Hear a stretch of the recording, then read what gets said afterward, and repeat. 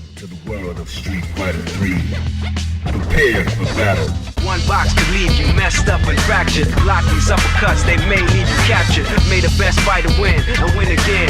Battle to the top until his life ends. But if his life ends and he starts to decay, may one of his street soldiers avenge things. See you talking to the game, couldn't be talking to me. I got enough to beat and more soldiers to bury. You know we just clicked in and made you realize this game is twice as hard. You see that with your own eyes. You're on the way to choose your type of life cause you gotta. I tell you from now, which fighter will be the hotter. I don't think you want this one. Just practice, just challenge me when you're ready with your tactics. High punch and spin kicks, watch your back split. I see you in the air when I make you backflip. Get it on now. Select to make your first pick. Get it on now. 10, 9, 8, 7, 6. Get it on now. Choose and pick the best one. Get it on now. 5, 4, 3, 2, 1. Get it on now. Select to make your first pick. Get it on now. 10, 9, 8, 7, 6. Get it on now. Choose and pick the best one. Get it on now. 5, 4, 3, 2, 1. Get it on now. Select to make your first pick. 10, 9, 8, 7, 6. Choose and pick the best one.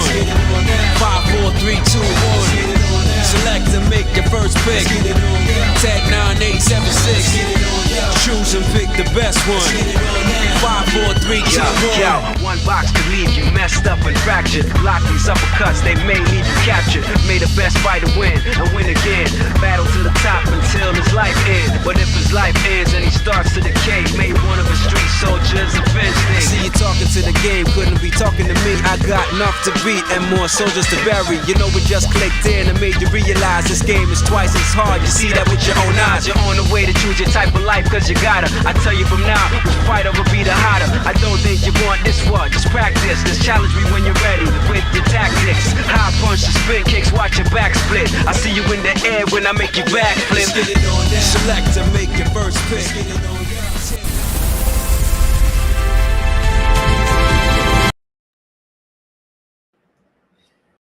What's up, students? And welcome back to the Gamer Quotient Gaming Academy. This here is class session 66, and as you can see, I am the GQ not so Asian dude. But seriously though, tonight we're going to be accelerating the timeline just a little bit, as both our headmaster, GQ Asian dude, and our industry investigator, Nick, aka the Tragically Elite, have both been sidelined for this week's session. They say, you know, life doesn't stop once the academy doors open. It runs as a parallel process. Needless to say, they'll be here with us either in chat or in spirit, but we're going to continue making sure that we bring you the best content we can as we help you define and, of course, increase your gamer quotient. So, with that being said, I'm your interim Headmaster Blazing Ace Nelson, and tonight I'm joined, of course, by our capable and always insightful historian, Oliver, as we conduct our first official Gaming Academy study hall. Now, we'll be kicking things off with This Week in Gaming History, of course, you know, the Memory Card Chronicles covering February 15th through the 21st. So even though we're down half our roster, we're still going to be making sure that at the very least everything goes as seamlessly for you as possible. From there, you know, after we finish revisiting the moments and releases that, you know, helped shape how we game today, we're going to be going from there to set out on a class field trip to the Forbidden Lands as we face off against the final opponent of Monster Hunter Wilds, Arch-Tempered Arkveld. All students who have this game, you are more than welcome to join us. We'll make sure to get the room set up so that way everyone can join in and we can get in and take this bad boy on head on. And once the class comes to a close, we'll face this week's final boss, that being cooperation and competition breeding innovation. You know, it'll be a quick reminder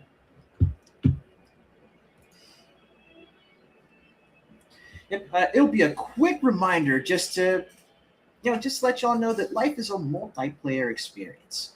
Although you may be tackling some parts by yourself, you'll never be truly alone, especially if you keep your friends, your colleagues, even your rivals close at heart and close in mind.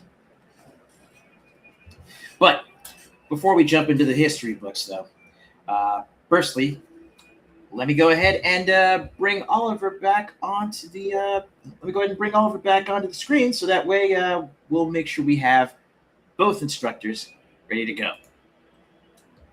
You know, this is a lot easier if you go, well, the vice principal is here. That's you, since we're short our headmaster, and I'm the dean of students. You know what? It's so much easier that way. It's like, you got Listen. a point. Listen, take everything I just said, condense it down into what he said.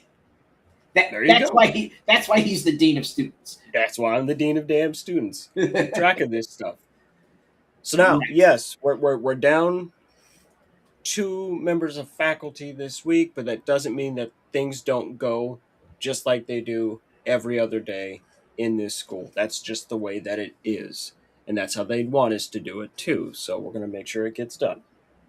Amen. We're like, wait, is this seminary school? And again, amen. Amen. Yeah, God's good. Yes. But with that being said, though, as I was saying, before we jump into the history books, I want to take a moment to talk about, really quickly, just talk about my viewpoint on the mission statement here at the Academy. We spoke on, last week we actually spoke on at length, why the Academy is even here to begin with, why the Academy was set up, why this podcast was even formed, and, all of this has also led to, just the simple fact that Oliver being brought on with us as part of our roster, it's a natural fit because of what we talk about and who we have these conversations for at the start. So we're going to take a quick moment and jump back over here to our nice little poster. Pretty much talking about, again, what is the gamer quotient, right? And, last week we already talked about it as far as whether or not, as far as what the quotient actually reflects, whether it's, how you interact with the hobby, how you experience the games that you play. Now, from my viewpoint, honestly, while gaming has been a transformative hobby, a transformative industry, and a transformative craft in my life, the way I can break it down is that, for me, gaming is like how previous generations would sit down with a good book. You choose a specific book because you want to feel something. You want to feel a specific emotion or have a specific experience, depending on where you want to go, depending on where you feel that you want to take your imagination at any given point in time. But on top of that, it's also a lot of the life lessons that are, in most cases, expertly woven into the games that we play. Street Fighter is what got me into martial arts. It's what eventually led to my study of martial traditions and philosophies from all across the world. That right there is the foundation of who I am today as a person. Mario Brothers, the simple lesson of navigating hostile territory. It's learning that if you're facing opposition in any way, shape, or form, you're headed in the right direction. If the path you're traveling looks familiar, then it probably is someplace you've already been, and you're going to want to take some time to expand your horizons, step outside your comfort zone. And honestly, I feel like the Gaming Academy, like this specific show, this specific podcast, it's what I wanted to do back when I was working on the MC, on the Metro City Boys podcast. It's what I wanted to do all along, not just cover the news, not just cover industry, not just talk, not just editorialize about what I see needs talked about it, of course, given me, but to share that with me and to have a space where we can sit down and just discuss what's going on without the controversy and still celebrate what this hobby and what this industry means to all of us. So there's lessons to be learned in gaming. There's lessons to be learned here at the Academy. But for me, it's also a celebration of life. It's a reminder that my life actually has a more varied and more layered purpose than I would give it credit for on any given day.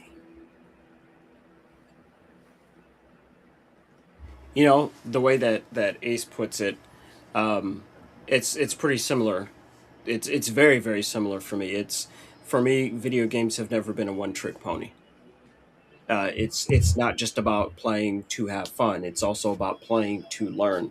And when I started MCB, that was kind of the point, to talk about things that are happening in the industry, but also how we're affected by those things that happen in the industry, and to talk with developers and voice actors and all this, was to get the real people take on it, because this isn't just product, right? It's people's arts, their dreams, hopes, desires. It's all kind of wrapped up into one thing. And coming over to the Gaming Academy, I think, is one of the best moves that I could have made, because it's about doing that with like-minded people, right? Very, very early on, when I was just a guest, 2-3 times over, I was like, oh, these guys are serious. They're very serious about this. They're playing to win. I was like, Yep. No, that's a place I want to be. This is what I was trying to do. This is what I was trying to accomplish. And it makes me so happy that I'm over here. It's the highlight of my week, right?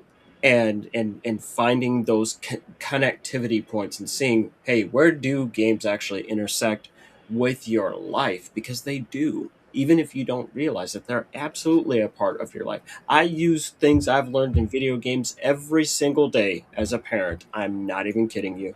Sometimes it's like, oh, hey, what's going on with your son? And I just sit there and I look at him and I go, there's nothing to solve. The solution is time, right?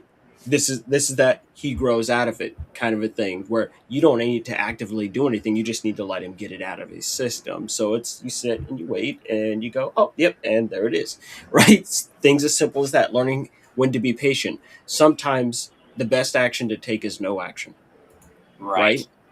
It's one of those things. And so to share that with other people, and if it can help people in their lives, then no, it's a perfectly good use of my time to find a piece of wisdom that I couldn't have found any other way, and then be able to bring that back to others.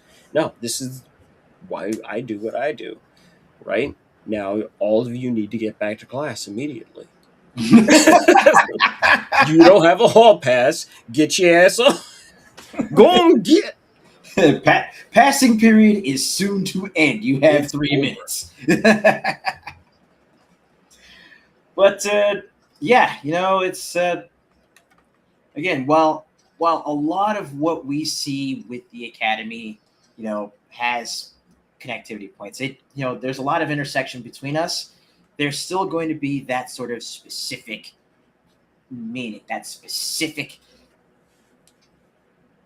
that specific segment of the kaleidoscope of our viewpoints that that we're going to bring to this podcast to help put together the bigger picture and share it with all of you, and hopefully have you contribute and share it with us. That's the score.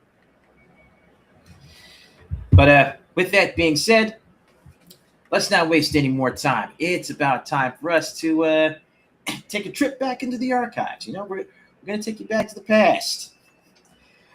So it's time to take a step back and take a look at what happened this week in gaming history with the Memory Card Chronicles. Oh, I thought this was going to have the music come up. Technical difficulties, folks. It's okay.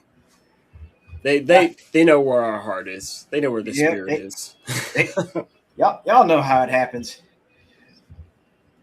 But yeah, with this week's session of Memory Card Chronicles, we're actually going to be doing things a little bit differently. So we'll be alternating days across this week, hopefully to not only move things along at a more decent clip, but also again to highlight some of the best stuff and even highlight some honorable mentions that came out this week, going from February 15th all the way up to the 21st.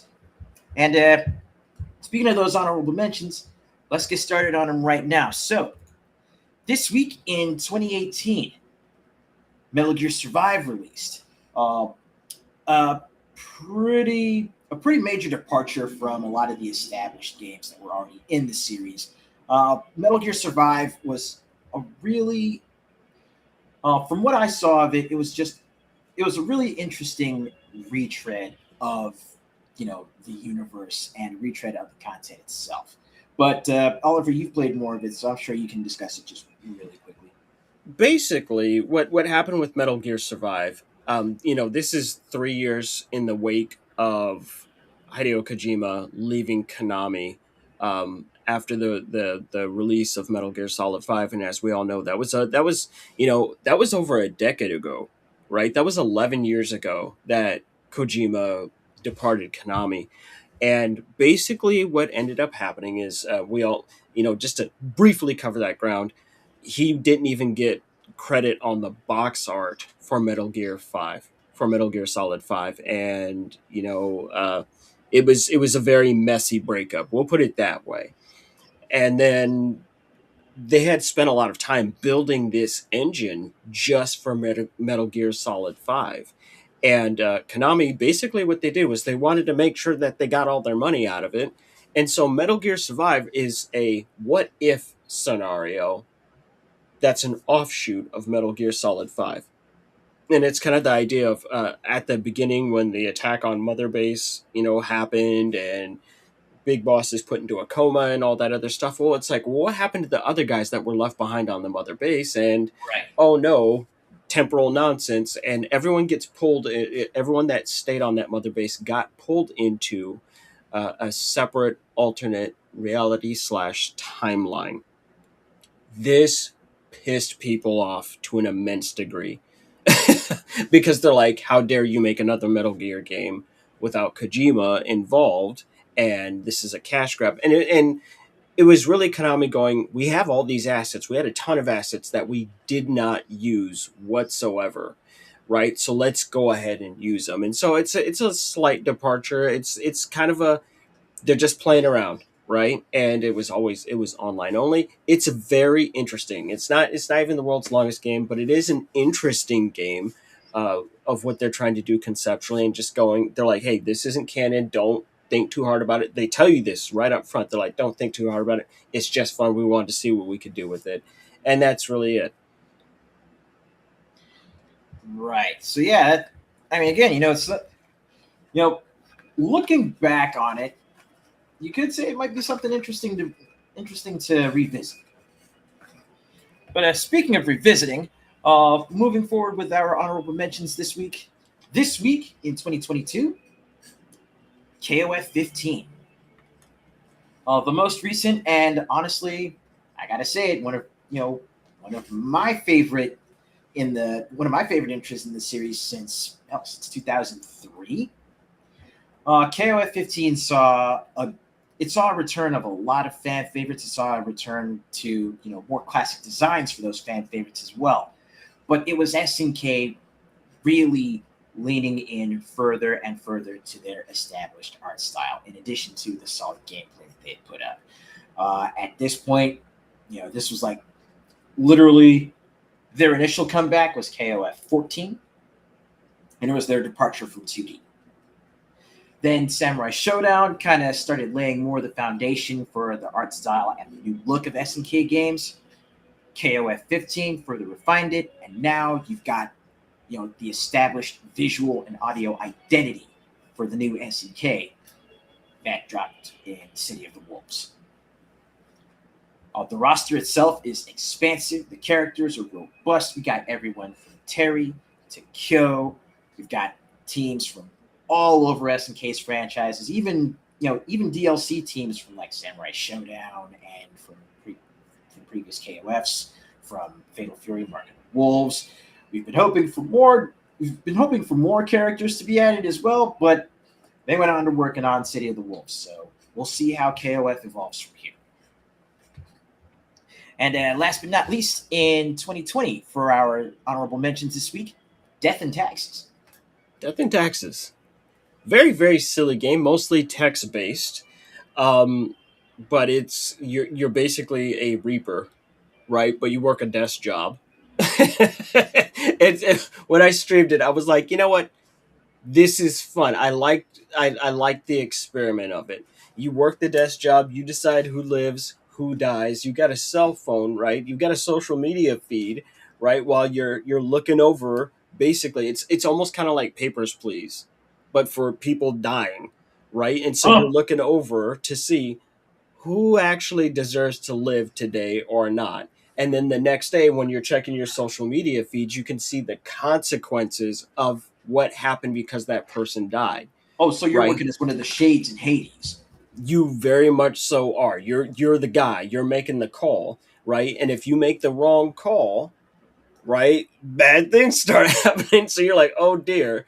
And at the same time, you're trying to figure out who you are and how you even became the Reaper, right? And what does it mean in the grand scheme of things? It's very, very interesting game, multi-paths, all that. It's definitely, if you can find it cheap, it's one to play just for the chuckle. Fair enough. All right, and now that we got those honorable mentions out of the way, let's go ahead and get started with our first game for the week. Let me make sure I can actually get this. Let me make sure I can get this image up right here. Boom! Go. Marvel vs. Capcom 3, Fate of Two Worlds. Now, remember how I was mentioning that KOF 14 was SNK's departure from 2D into 3D with the Capcom crossovers? It started with Fate of Two Worlds, releasing on the PS3 and the Xbox 360. And this is February 15th of, oh my God, I already forgot the year. Let's try that again. February 15th, 2011. So, here's the scoop. Here's the big thing. Perfect. All right, so here's the scoop. Here's the big thing in regards to Marvel vs. Capcom 3. Aside from the fact that the game itself was a revelation in a lot of ways, because it took what Capcom had done working with Dimps on Tatsunoko vs. Capcom on the Nintendo Wii, right, and pulled that forward into their bigger crossover with MVC3.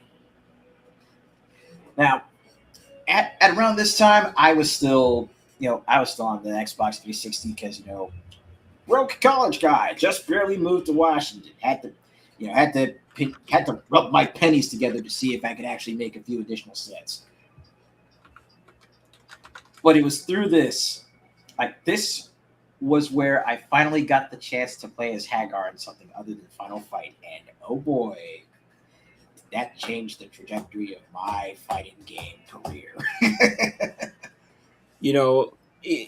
MVC3, even though I'm not a fan of Marvel vs. Capcom past the first one, right? I just can't. I couldn't hang. I can't hang. But that is one of the games I got to see in person before it launched at E3 2010. They were showing a lot that year, right? They were showing Dead Rising 2. Mm-hmm. They were showing Marvel vs. Capcom 3. I mean, the same year I'm looking at Konami doing Castlevania Lords of Shadow. It was a packed year, man. It was packed that year. It was nuts. But no, I definitely got to see that live, and seeing them, especially trying to do the cell shaded, the hyper cell shaded look. That was the thing that was super fresh for me to see at the booth. It was great. And I'm pretty sure if that build that you saw at E3 I'm pretty sure you got a kick out of seeing Spencer there on the character select screen. You know damn well I turned out to see Rad Spencer get his due. And boy, did he. But also, as a little bit of deep lore for you, for Ultimate Marvel vs. Capcom 3, we started running tournaments for it at the arcade that I worked at. Hell, yeah, 6 months later. 6 months later when Ultimate Marvel vs. Capcom 3 came out, there was a big hullabaloo about that, about the very short turnaround time between that and the expansion, and whether it even deserved its own standalone disc or just to be DLC. But running those tournaments for Marvel 3 and Ultimate Marvel 3, that was where I actually got the chance to really sit down and start hanging out more and conversing more with our headmaster, with GQ Asian Dude. So, it's kind of a, this game is definitely a core memory for me in multiple senses. With that being said, though, let's keep it pushing. Move on to February 16th. Now, February 16th, this is also the day that the Deadpool movie released in theaters. But more importantly, and more apropos to the setting that we're in right now, in 2006, we got Monster Hunter 2. So, this is the missing game in Monster Hunter history, as far as the West is concerned. Monster Hunter 2, Monster Hunter Dos, as they call it, right? Which also helps explain to people why it's called Monster Hunter 3 Monster Hunter 3 Try. Yeah, it's because they were really doing an in Espanol thing. You can sit down and you can watch on YouTube. There are people who do major breakdowns on the things that are going on with Monster Hunter 2, whereas there's a whole seasonal cycle that occurs in this game, right? Where certain monsters aren't available based on the season that it's in. And you really needed to actually get in there and know who's doing what, when, and how. Oh, what? Right? Yes, absolutely. I believe, now don't quote me on this one, but I'm pretty sure this is Teostra's first appearance as well, is in Monster Hunter 2, right? Now, what makes this so topical is that many of the aspects of Wilds can be traced back to Monster Hunter 2 on the PS2, right? But for whatever reason, to this day, I don't know, I don't fully understand why Capcom never decided to bring Monster Hunter 2 here proper, but it doesn't mean that we didn't see the content. We just didn't get that core game, right? So we would get the things that would appear in Monster Hunter 2, weapons and monsters mechanics. We'd catch those in the portable games later on, right? With, portable or Monster Hunter Freedom, and then Freedom 2, and then Freedom Unite. They would all eventually come around, but the full-on structure of Monster Hunter 2 never made its way stateside. Well, again, like the moment you mentioned the seasonal cycles that were featured in 2, I immediately thought, okay, so just like the seasons in Wilds. Right. So it makes perfect sense. And yeah, I had it posted up earlier. Senra said that, it's widely considered the best of the old games, which,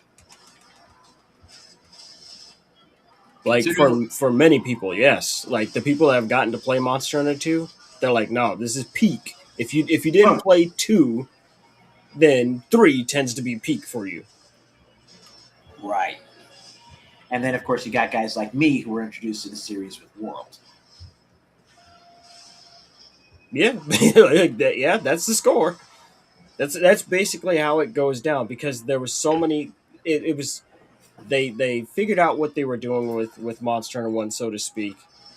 Right? They had their core, they had their basic idea, and then they were like, let's go. Right? Let's kick it up to the next level, but it didn't all stick the way that you'd want it to.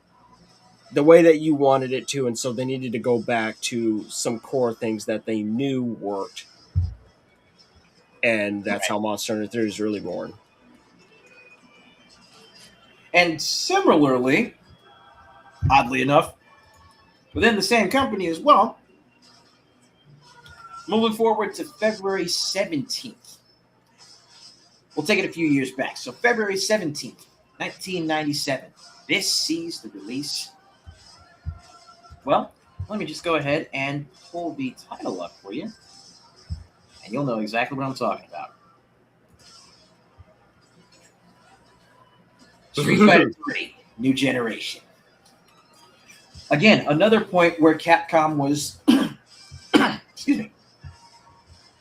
Another point where Capcom was, Capcom was doing what they do as far as just, working on building their catalog, right? Taking a chance on reinventing something new. Reinventing a classic. So Monster Hunter 2 was pretty much them taking the foundation that they had from the original Monster Hunter and running with it. Street Fighter 3 New Generation was that foundation. They tried and failed quite spectacularly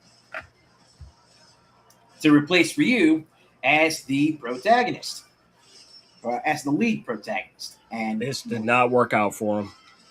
No, sir. And they introduced Alex.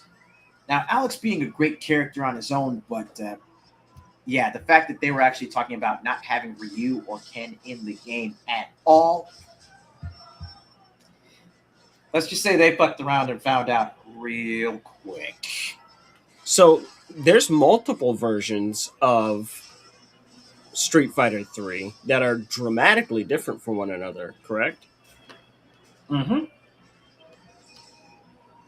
So we have Street Fighter 3 New Generation, and then there was it Giant Impact or Double? Yeah, Giant Impact. Then there was Second Impact, and then Second Impact Giant Attack, which is basically a tweaked, updated version of Street Fighter 3 Second Impact. And then finally, we finish on Third Strike, which is easily the most well-known and favored version of Street Fighter 3. Yep, and one that Capcom has tried to iterate on numerous times, most recently with Street Fighter 6.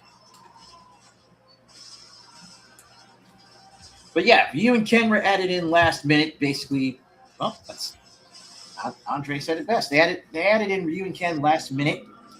Chun-Li and Akuma got added in, later versions. Akuma was actually a secret character in Second Impact. And, you had to actually do a code while you were on the character select screen. I think you were popping between Ryu and Ken while you were doing the inputs. And then you go to Sean, and then it's like down 3 times, up 3 times. And as soon as you hit up that 3rd time after the rest of the sequence, then Akuma's character select icon shows up. Boom. Right on top of the, right on top of that middle segment where Sean is. Yes, somehow I still remember all this. Somehow. But yeah, and then, Akuma gets added as a character on the roster along with Chun-Li in Third Strike. Thus, pretty much rounding out the roster for their definitive edition of Street Fighter 3. And yeah, replacing icons is always a risky move. Hell, they damn near tried that with, going back to SNK, they damn near tried that with KOF 99. But Kyo and Iori are 2 hidden boss fights where after you beat them, you unlock them as characters that stay permanently unlocked on the arcade machine or permanently unlocked on your home console version of choice. So yeah, New Gen put a lot of things to rest, like the joke that Capcom couldn't count to 3, Capcom's attempts to try and remove Ryu and Ken from the roster. It was a rough time. I think one thing that people forget is that the end of the millennium, It's crazy to me that I can say that, but the end of the millennium had companies trying very different, very risky things to try and figure out what the taste of new actually is, right? A long story short, this was Capcom's new Coke moment, and oh no, I just made a reference that way too many people don't even understand. Oh no. But yes, they really they were trying to do something different. And honestly, they finally figured out what Street Fighter is. Street Fighter 3 is with New Strike. And then they really really reinvent this by time Street Fighter 4 happens. And it's frankly incredible differences. Mm-hmm.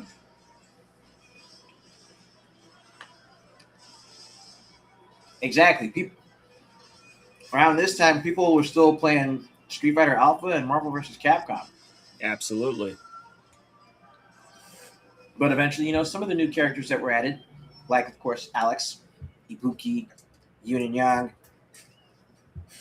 eventually they got more popular. Right. Once they stopped trying to replace those characters, everyone got a lot more comfortable with them, and they were like, okay, no, wait, yeah, these guys are cool. These guys are cool. And of course, eventually this is going to lead into just amazing moments like Evo Moment 37 way down the line, right? But Evo Moment 37 and also Evo Moment 39. Which one is 39? Oh, it involves Hugo. Oh, I think I know that one where it's like, was it that terrible kick that he has, but there was like the saving roll? Yep. Like, yo. That's the one. Seriously, some of the most intense and some of the most gratifying moments in competitive fighting gaming come out of the Street Fighter 3 games. Yep. Now, before we get to going any further, or going much further on that, let's go ahead and move ourselves forward to another Capcom classic. Starting to see a theme here, folks. This was just Capcom's week, apparently. They were cooking. Yes, it was. February 18th in 2014, we saw the return. Ahem. Let's try this again. We saw the return of Strider. Good old-fashioned Strider. Now, Strider is a character who has been around for so freaking long, but my man is struggling to catch a break in general. Just in general, it's hard to get a Strider game. Now, this wasn't developed in-house by Capcom. I'm trying to remember who it is, but it is a rebuild of the concept of Strider that was done by Double Helix Games, right? And of course, Capcom did help out with it. It wasn't just them, but this is also a period of time.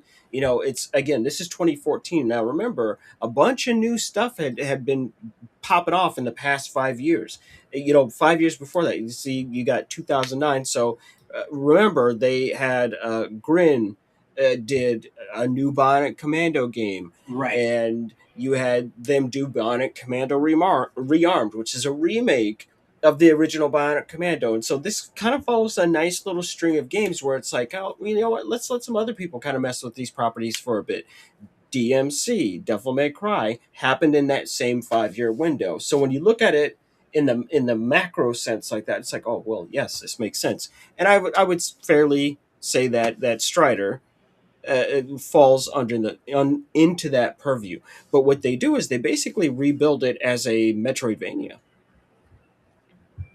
Right? Yeah. So it's like, it just kind of gets in there, like, I'm not sure if you would call it a remake of the original, but you are there to kill the Grandmaster, right? Like, the same thing that Strider's always been doing. In fact, no, I just confirmed it. It is a retelling of the original core story of Strider.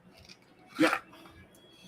And basically, they mix everything in there. So they mix together elements from the Strider arcade game, from the console version that Capcom did, which had that kind of quasi Metroidvania. We haven't quite come up with that term yet, right? But kind of like Metroid, Strider 2, and then they mix in obviously his Marvel versus Capcom visual style, Mm-hmm.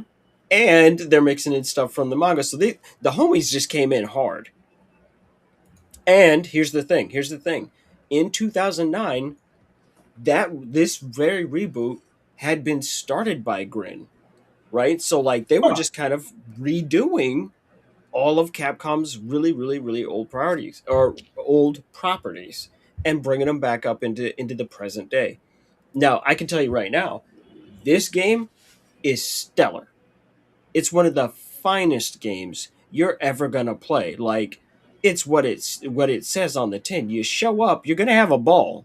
Like, if you like Metroidvanias, you like hacking and slashing and getting all up in the grits. No, you're gonna eat. That that's what it is. That's just it. It's a good game. It's solid. Now, I just streamed it again, probably a month or two ago, and oh Oh, man, I'm it's sorry, it's I in missed such that. good shape. Oh yeah, no, it's super clean. You're just flipping and slicing. It's, you know how they talk about jump and shoot. No, this is jump and cut. Somebody getting their ass cut. That no, Nice. it's absolute Yeah, cinema. yeah. I think I still have a copy of this downloaded on my PS3, or at the very least on my PlayStation account, so I can get it back. But yeah, Strider, like this new Strider, was absolutely fantastic. And as Jagos mentioned, Double Helix went on to bring back Killer Instinct, Yep. one of the finest modern fighting games you will ever lay hands on. Simple as that. But yeah, Double Helix was putting in massive amounts of work, They were and clocking hours. oh yeah, and I could not be more thankful for them. But moving on to the next day in gaming history, moving on to memory card segment, February 19, February 19 of 2013.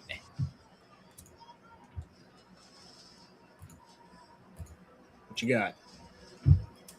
Say it with me, class. Rules of nature. Everybody loves this game but me. Everybody loves this game but me. But that damn Armstrong. No, I like him. That boy's crazy. Yeah, the anti-Hagar. Don't fuck with this senator. I was like, oh, he's serious. Used to And play college ball, Jack. I was like, oh, this might be the most realistic villain he's got in the whole thing. Don't play with that man. That man is not playing with you. Don't do it.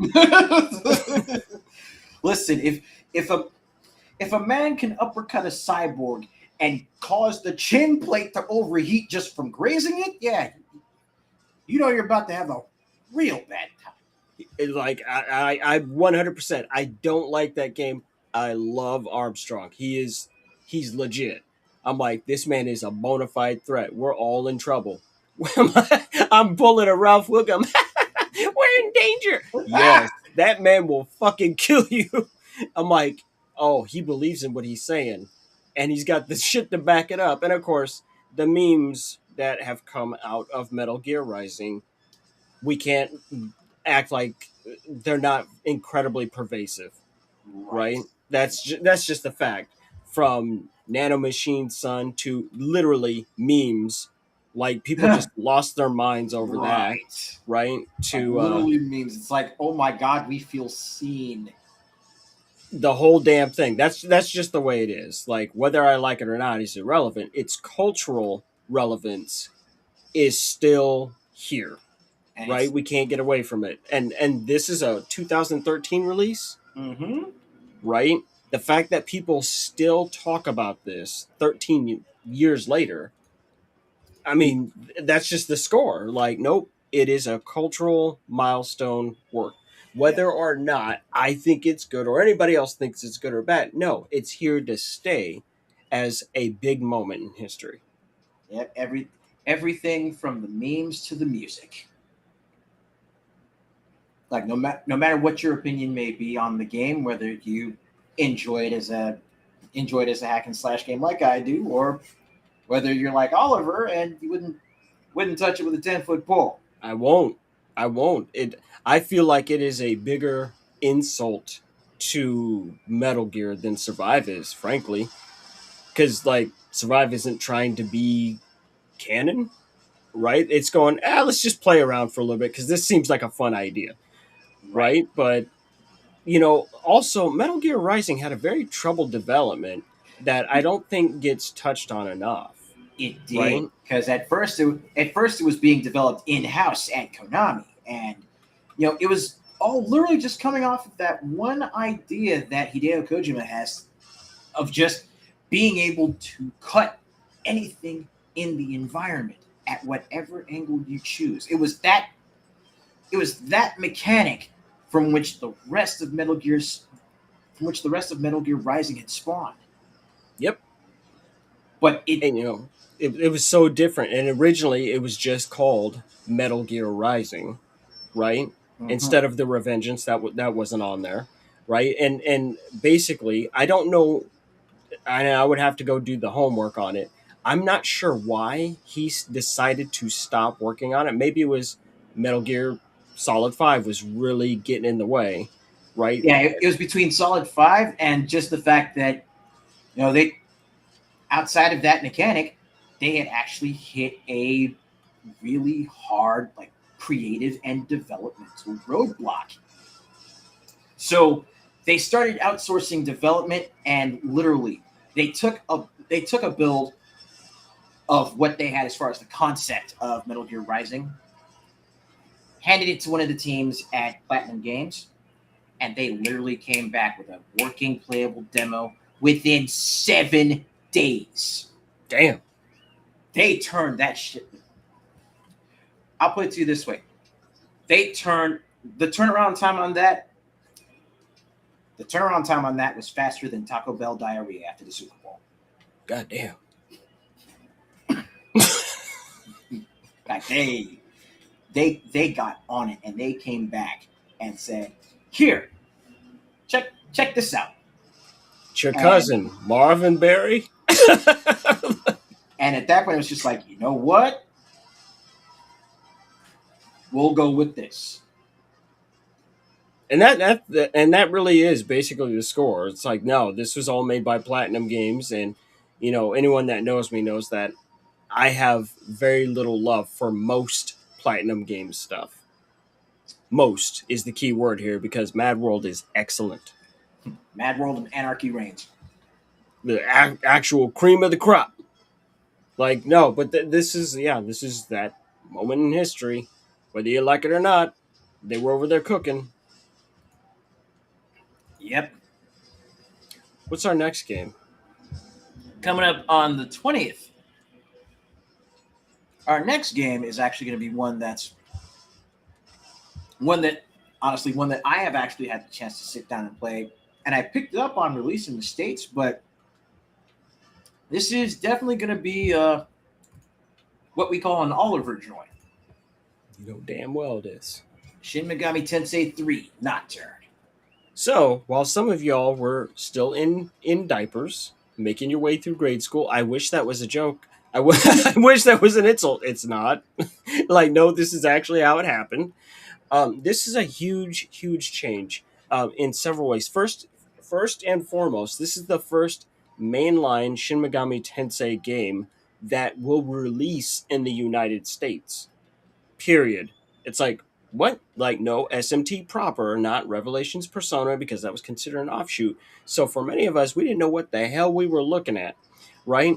But this was a monster-sized retooling of the SMT formula, right? Moving it from being a completely first-person experience to, oh, look, you get to actually see yourself running around on the map.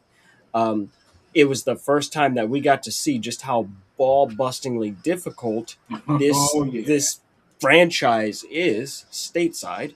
And there's some, again, really interesting Capcom history tied into SMT. So, some years back, there was a meme that people were using just because they thought it was funny, not realizing what the source material even was in the first place, and it actually involves this game. So anytime you would see that logo that would show, featuring Dante from the Devil May Cry series, well, that little logo actually comes from the cover art of SMT3. And what it was is that they were having some trouble sorting things out over at Capcom, actually, when they were working on Devil May Cry 3. And the team at Atlas was like, what would be really cool is if we've got a demon hunter hunting down your protagonist, the Demi-Fiend, who is a demon in and of himself. They were like, yeah, what if Dante was in here? That'd be cool. They're like, can we use Dante? And Capcom was like, sure. Hey, let's do an art trade. We'll let you use Dante as a character in Shin Megami Tensei 3 if you have your homie design Dante's juvenile Devil Trigger look. So when you play Devil May Cry 3, yeah, the guy that does all the demon designs for SMT3, or just for SMT up to that point in history, he's the one that did the design for the Devil Trigger in Devil May Cry 3. Yep, which also translated over to his Devil Trigger states in Marvel vs. Capcom 3, Ultimate, MVCI, and also largely influenced his Devil Trigger forms in DMC 5. Right, just going forward, like it's there. It just it really, really was a big moment of impact. And when they did the SMT3 remaster, because SMT5 was coming out, we were all very concerned. It's like, wait a minute, Dante's in here, right? And he was like, it's a major part of the story for him to show up. It's not just like, oh, he's kind of a generic, little guest. No, it was a big, big, big moment. So we didn't think that we were going to get it. But apparently Capcom and Atlas played nice with each other, and they were like, yes, we will let him be in the game. But it's just treated as it's a DLC now. So if you play the remastered version of SMT3, what you end up getting is Raito Kuzunoa, their own in-house character, who is also a demon hunter. But if you pay, I think it's like a $2 DLC, right? Then you can get Dante back. Yeah. In there. And it's like, you know what? That's a really nice compromise. Like, other than that, the content is the same between the games. And even then, you're like, wait a minute, how's this going on? Well, there's different versions of Nocturne that exist all over the place. It's a little crazy, right? The version that we got, Nocturne, is the super duper expanded version, essentially, right? I don't know how else to put that. And later on, they get what is called the Maniacs version, which is our version, right? That has Dante and an expanded lobby and all this good stuff. It's a really interesting, weird set of problems, right? But no matter what, just as usual, Capcom seems to be in the mix here. No matter what you do, Capcom has had their fingers in a lot this week. It's Capcom week, apparently. Let's do it. But now, to step away from Capcom for this last day on the Memory Card Chronicles for this week, February 21st, we're going all the way back. We're talking... This is big, folks. Even before the two of us. This is 1980. So, February 21st, 1980. You could say that the little engine that could arrived on the scene. See that teeny tiny little fella? Can you blow that up? Let me see if it'll actually let me do that here. There you go. So, February 21st of 1980, HAL Laboratory was founded. Y'all might recognize the name, and y'all might recognize the logo if we mention these two names. Masahiro Sakurai and Satoru Iwata. Now, this HAL Laboratory, that was Iwata's baby, pretty much. Effectively founded within Nintendo, if I remember correctly. But it's because of them that we actually got to see, so many beloved Nintendo and Nintendo adjacent franchises, specifically Kirby. They were cooking. I mean, it's tough to overstate the kind of impact that HAL Laboratory had on the gaming landscape as a whole. Yep, Sinner said it best. Them's the Smash homies. Right? Like, literally, we're being literal. Super Smash Brother begins there on the Nintendo 64. Like, anyone that sat down and played Smash, right, when it dropped, you remember seeing the dog and the puppies as part of the intro, right? And it's like, Nintendo's going to let these characters beat each other up? Yes. Yes, they are. Yes, they are. They're going to let each other beat each other's asses. Oh. And now that franchise still is going on, which is amazing. I mean, you remember the actual like TV commercials that came out for Smash Brothers, right? Oh yeah. It was absolutely insane seeing Donkey Kong power slam Yoshi. It was his ass. It was downright amazing. But much as how I mentioned that the Gaming Academy is a celebration of gaming as a hobby and as an industry and as a craft, what HAL Laboratory did with Smash Brothers,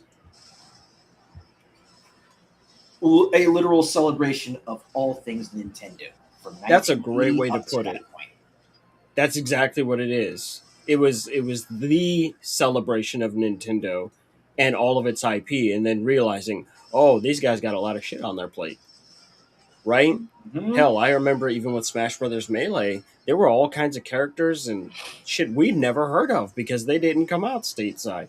People are going, who the fuck are Roy and Marth? Exactly. A lot of people's first exposure to Fire Emblem was through Smash Brothers. Because Fire Emblem hadn't really dropped here. Like, nope. Kind of it was MIA. Yep. So yeah, Smash Brothers was the KOF of Nintendo. Oh no. Like, shit, he's right. I'm out of line. He's out of line, but he's right. But yeah, that right there is actually going to, that's going to put us right up there to time. And that is going to do it for this week's Memory Card Chronicles. We kept it nice and tight, and we wanted to keep it as clean as possible to make sure that we could give you a nice, fully rounded out show this week, even though we're short 2 cast members. Is this a part where we segue into what we've got going on with our store? Actually, yes. So, before we move on, just a quick reminder. Let me go ahead and make sure that I got that up here as well. Bam! We're also doing a shadow drop this week with it too. That's right. So yeah, like we always say, if you want to represent the Academy outside the classroom, check out the Gamer Quotient merch store. We got tees, we got hoodies, we got hats, and tonight we shadow drop the mouse pad. We got a brand new mouse pad of Gamer Quotient that's up there. It's designed by me. And if anyone's been keeping track of what I've been doing all of January, you know that I don't play when it comes to quality. So it is absolute peak as far as satisfaction is going to go. I promise you, because I don't mess around. Obviously, if for those who don't know, like I said, I get in there. I personally inspect everything that gets made by me. I get my hand sure that I can see it, because I wouldn't sell anything that I wouldn't buy myself. So just be assured that this mouse pad, it slaps. That's the score. It slaps. It's going to be good. It's not going to fall apart like every other mouse pad that you have, which I have that happen. I have that happen. I go through like 2 or 3 mouse pads a year. Drives me crazy. Look, just take a look. We got this. Here's the store page right here for you. $15. Yes, it might be a teensy bit on the high end for your mouse pads, but again, but you're going to get that high end quality as well. You get what you pay for here. The quality is undeniable, and look, you see how our logo looks on our caps, but I gotta say, it looks real sleek on that mouse pad, man. You did stellar work setting that up. Thank you. I try. And of course, just in case people are wondering, it's like, oh, but what I'd really like is a mouse mat. Don't worry about that. I'll be working on that stuff too. We're gonna get all your little ends taken care of to make sure. If you want a desk mat, I'm gonna make sure I am personally going to be supervising that work and making sure that gets done to the utmost peak quality, no matter what. Needless to say, folks, we have you covered. All you got to do is ask. That's the score. Take a look at the link that's scrolling right over here at the bottom of the screen, gqasiandude-shop.fourthwall.com. That's going to take you to the storefront. You can take a look at all the items that we have there for sale. It supports the show. It goes back into making sure that we can provide the quality that you've come to expect every week you come to class. But with that being said, though, shameless self-promotion out of the way, let's move right into the main event. What's the main event for this week, Ace? What is happening today that is so important and so crucial? Yep, so today, again, since we're down 2 of our faculty, today is the perfect day for us to actually start up with our monthly study hall sessions. Now, we would have been starting this next week, but again, we had to accelerate the timeline a little bit. But it's perfect timing considering that the final title update for Monster Hunter Wilds, think back to everything we just finished talking about during the Memory Card Chronicles. The final title update for Monster Hunter Wilds dropped and has finished updating, especially with their servers, as of about a half hour ago. So, the final monster has been added, Arch-Tempered Arkveld. We're going to get in there. We're going to gear up. We're going to hunt this thing down. And for the folks that might actually want to join us on the hunts, or at the very least, learn a little bit about how to tackle this thing, you'll be able to get to see a live fire demonstration as we fight through this ourselves. So on that particular note, I'm going to go ahead and switch my camera over to the action because, folks are definitely going to want to see this. So what we should do is what we're doing is we're treating this as the community hunts tonight as well. Exactly. As this is study hall, this is a community focused segment. So anybody out there in the chat, anybody that's watching this live that has the game and wants to join in, by all means. And we've already set up a lobby for that. So why don't you go ahead and give the folks the lobby in question? Yeah, let me go ahead and pull up that lobby ID for you before I switch over, and we'll be posting it right here in the chat. Bam. Now, the best part, as we go into the tech here, we'll go into all that. I just got done finishing AT Arkveld during the entire length of this show. I've already beat that man into the ground because I had a promise that I needed to keep to a very young lady out there who said that, and I quote, Mr. Campbell has Arkveld energy. I don't know what the hell that meant.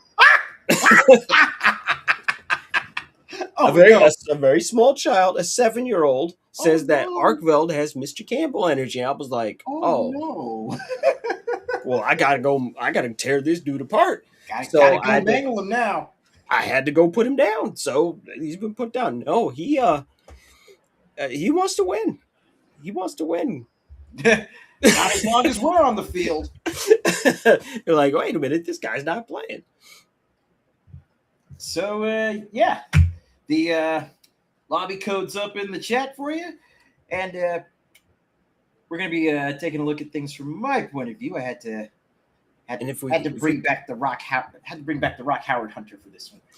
If we do this right, I'm not 100%, but I think I should be able to pull up my point of view as well, so everyone can get all these various perspectives along the way. So let me just take a look and see if I can't get that to just flop right on over. Let me try that again. Mr. I break everything over here. Oh, and there we are. Picture in picture. All right, so.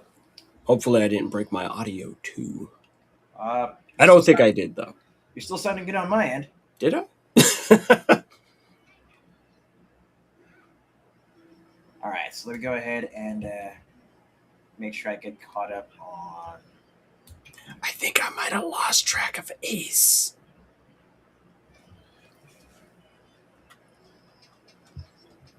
Oh, hang on. But yeah, let me go ahead and deal with my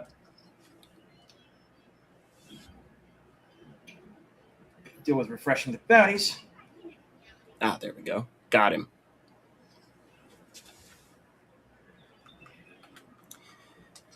So, the end of Monster Hunter Wilds, and as Ace is getting himself set up and prepped for this fight, I'll go ahead and kind of talk about where we're at. Historically, I mean, this is the last major update that is happening for Monster Hunter Wilds. They did come through and they did some balance changes and some balance passes and all that good stuff. Again, for people I don't know how we can get the session ID up on screen for them permanently. Ooh, that's a. Hold up, let's see here, because there's got to be a way that I can.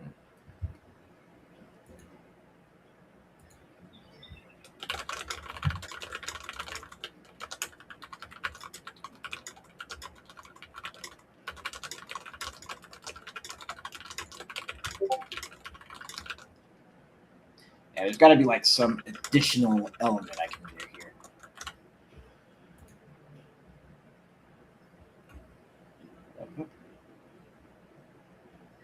He says, create a caption.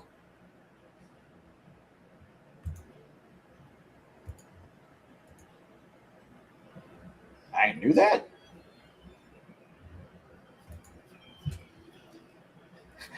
Listen, everybody, today has been a day of firsts, okay? We've been pressed. We've had a lot going on. Oh, music, themes, help. Here we go, captions. I found it. Okay, so we'll add one in the lower third. So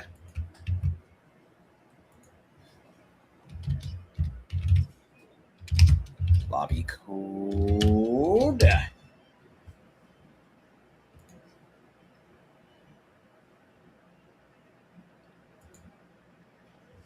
Oh, Lord, we trying? Oh, no. I should have created that as a ticker, not a caption. Yeah, that might help.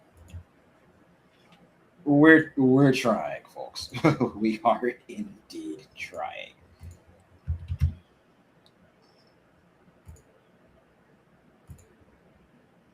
There we go. There you go. You done it. And we'll just hide that for the time being. Bam.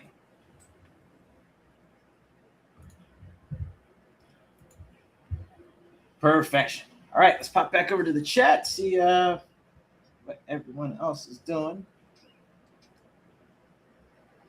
So, no, we strongly encourage people, get in here. Come play with us. Come play with Pappy. That sounds awful. Yes. But here's what I can tell people right now. I can tell you, yeah, this Arkveld, he's mean. He carded me twice in that fight. Oh, He's playing for keeps. He just hits really hard. That's kind of the thing he's doing. He hits real hard. Just be ready for it. That's all. It's just like, oh, okay, you want to live? Yes, he do.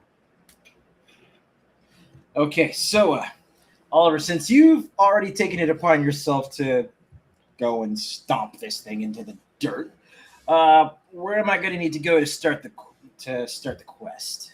It starts under events. Oh, it's just an event quest. So Yes, sir. back over here then.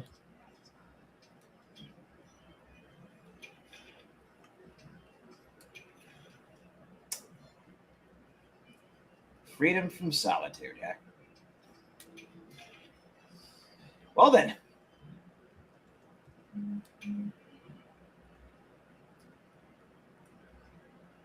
And I've already put up the link party and everything. Boy, let me tell you right now, I'd eat for that defender. he hits very, very hard, and they did wind him up a little bit.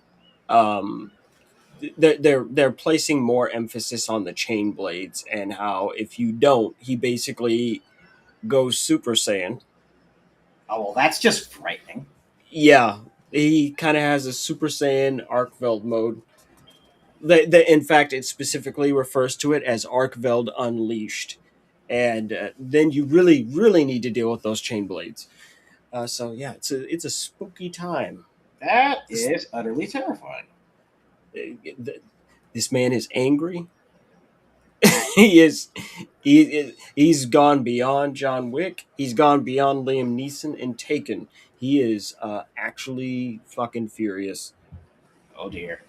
All right, I'm gonna need to drop the quest real quick so that way I can pop over to the Link pop party. over to the hub.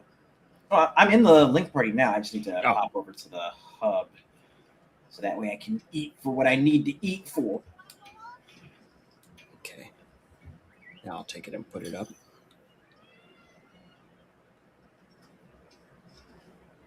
Kratos flavored anger. That sounds about right. Yeah, very, very much. He's. I'm telling you, homie's mad. Oh, And from what I've seen of the armor that this thing gets, it's got a pretty Kratos vibe to it anyway. And what's oddly even worse, is that we have to do all this in Wiveria. So yeah, we're gonna have all kinds of we'll call them monster tourists Oh roaming through, boy. going, "Oh hey, I want to pick a fight. I want in." I'm like, "I don't need you here." Like, no. I'm like, "Nope, go back, go Get back." the hell out of my hut! Right, get out of my house, Johnny. No, it's mean. It was real mean. I was trying to be cool. I was trying not to flinch, but no, he kept slapping me right in the neck meat. Just real quick, I was like, jeez, what is your problem? And I'm like, oh yeah, no, you're the last guy. That's Oh, a no. whole lot of ouch. he's really mean. Okay, like just everyone's on the same page. This guy's really mean. Right. He's not playing. He's playing for keeps. He wants to live. So now I'm Okay. just going to be smart and pull out a hunting horn so everyone Okay, can so I see didn't me need for- duped. Oh, wait a minute. Hello. My man.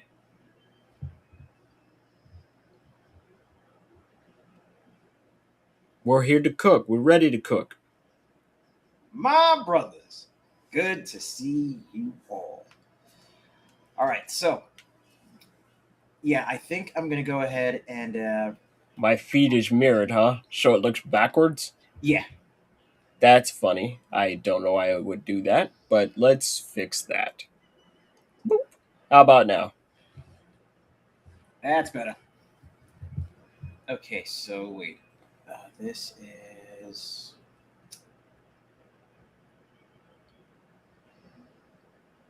Okay. All I can tell you is that you definitely need to run element. They tell you right out the gate, run element. Oh, the the insect glaive I'm on right now is 480 dragon element. I was just using dragon myself and I was shutting it down, so I think it's fine. Okay, But yeah, just in case for the kids at home, the homies that don't know, and I will be running hunting horn on this fight because why not? okay, so yeah, that's the one I was looking at. Okay. Well, it's really nice to know that we're able to very seamlessly and smoothly switch between our game feeds and our personal camera feeds, and just have all that work correctly the first time. It's nice, Yeah, minus the mirroring. but pretty solid either way. Uh, Let me do a real quick check on my equipment here. Because, yeah, while my defenses are good, I don't think I'm going to be needing this fire element insect glaive because we're not facing off against that jackass Nursilla. Yeah, there's nothing special. It's just a good, nice knockdown drag out. Like, oh, like yeah, yep. Okay, so dragon attack, 6 shots, or spread power. This has crit element 3. This has dragon attack 3. Dragon attack it is. All right, so you see, here's the big thing. I refuse. Oh yeah, that's right. Change outfits. Anywho, Don't forget to go to the quest counter. yep, heading over there right now. Because you see, there's a reason why that I went in and grabbed that bow.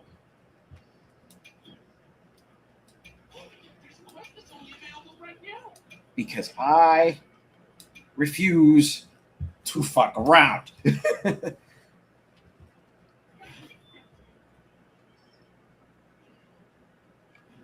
Wait a minute.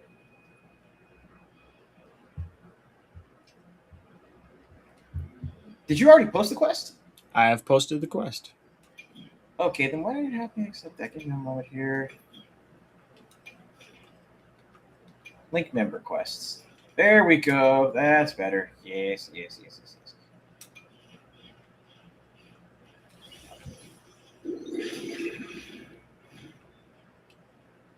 I may not be able to start off with my typical weapon, but you know what? I'm gonna make sure if I'm gonna exit, I'm gonna exit in style. I'm gonna come into this world, or I'm gonna leave it the same way I came into it, with hope. Okay, so with my insect glaive, I've got my dragon element up to 636. With the bow, it's at 444. So, Ace, when we go to tackle end game content like this, because this is not your first time going through the end game of Monster Hunter now. That's correct. Right? We went through this kind of stuff in World and in Iceborne. So, for people that don't do this kind of stuff typically, what are the best ways to go about preparing to do that kind of battle? Well, honestly, I could say probably the best thing you could do for yourself when you know you are coming up on an end game fight like this is to go in on your first attempt looking to learn the fight, because there is going to be some new stuff thrown your way that you haven't seen with previous iterations of that opponent that you're taking on. Go in expecting to learn the fight. Go in expecting to cart at least once or twice. And if the end game fight is with a monster that that's of a variety that you've faced before, then think back to what you used to take that monster out in the first place and start from that as your foundation. So basically, it sounds to me like you're saying fundamentals win fights. Bingo. Fundamentals.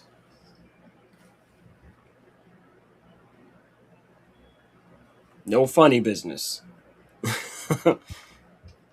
Exactly. Focus on surviving the fight, and the cool stuff happens as a byproduct. Now, I wonder where he learned that, folks. Man, it sounds like a wise guy told you that stuff. I wonder who it could Yeah, be. a real wise guy. Like, man, that sounds like a guy I know who might say something of that caliber. Who could it be? Wait, that's me! That's me teaching Ace how to play Monster Hunter World. When in doubt, folks, always go back to your fundamentals. That's why they're fundamentals. They're rock solid. They work. Right? And while we may sit down and come up and you see all kinds of crazy stuff, at the end of the day, oftentimes it's a real simple set of moves that's going to lock it up and lock it down. Yep. All right. Here we go.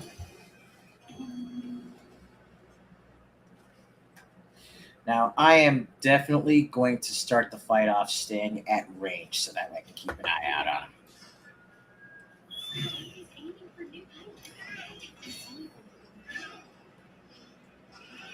Okay, so we're sticking around real quick while you stack us up on the buffs.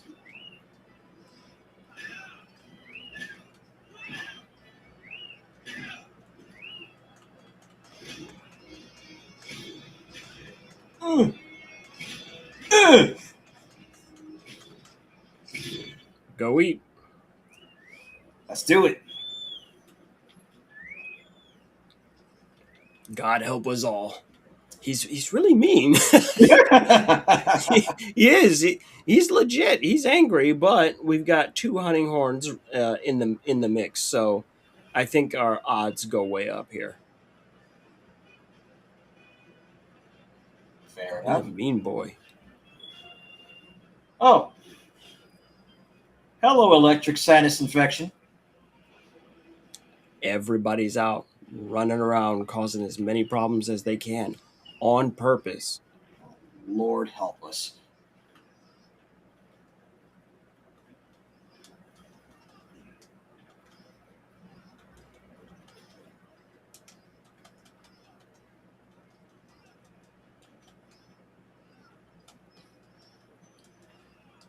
All right.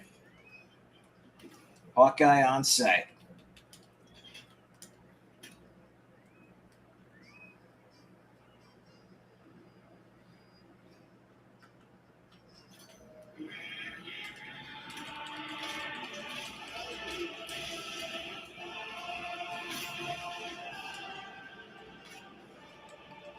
He's got new cool kid music.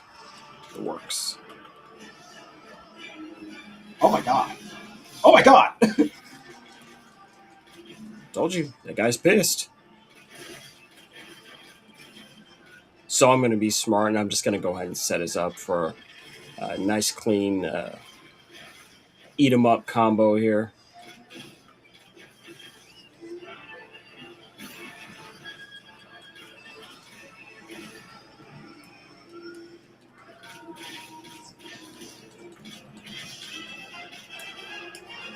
Man, the orchestra is just going berserk. Oh, here we go. Orchestra going berserk.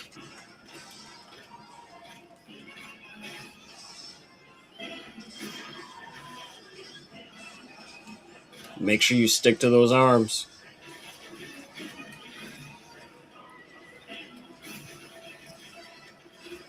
Oh, thank you for sidestepping along the path of my dragon piercer.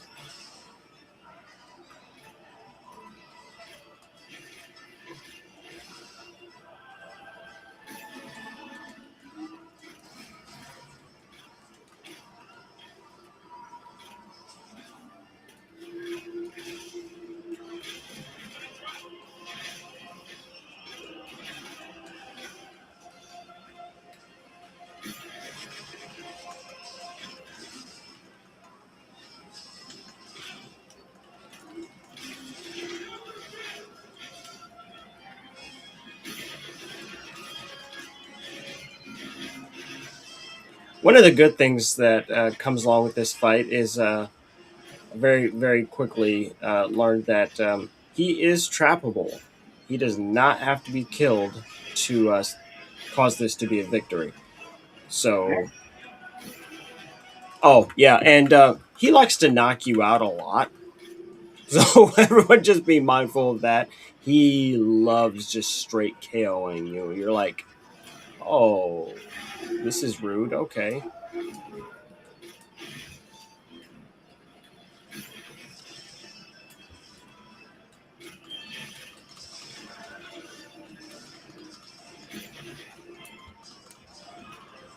Oh, we got a power clash? Nice.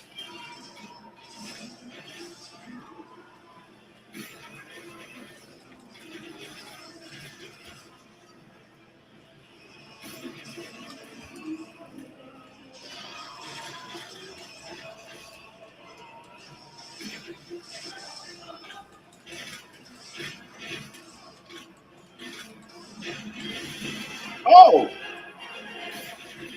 I was somehow standing in the right place to avoid all of that.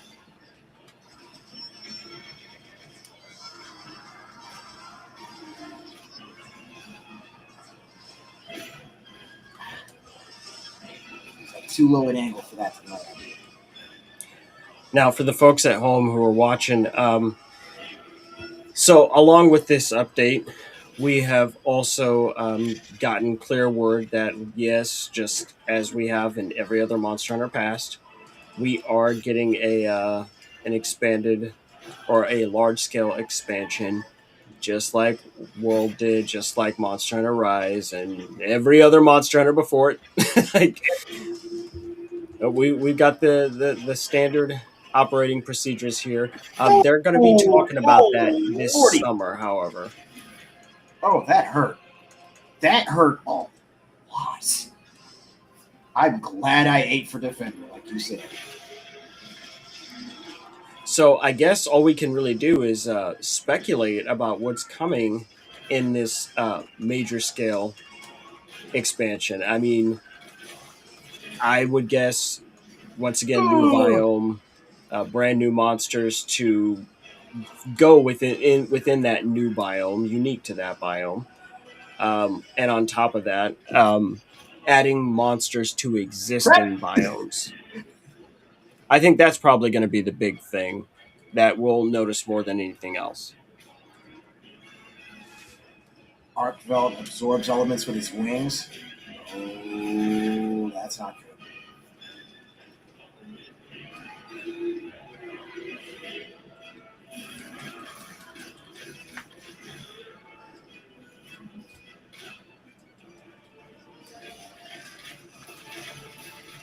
Oh, nice. And of course, considering that he's 10-star as well, people get caught up on this one. So I want to make sure people take the time to hear it from me, the old hunter. Mm-hmm. Use your tools.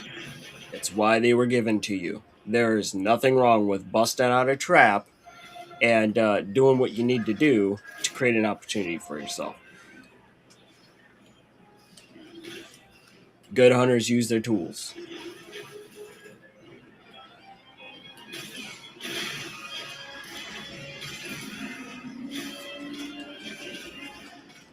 And on that subject, I'm going to set up another opportunity. Please do.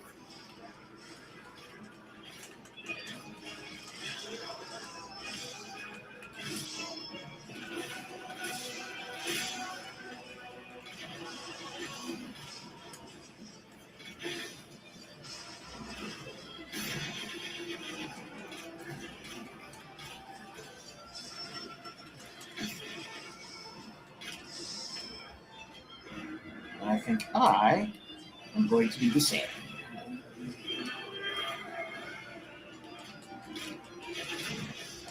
Oh!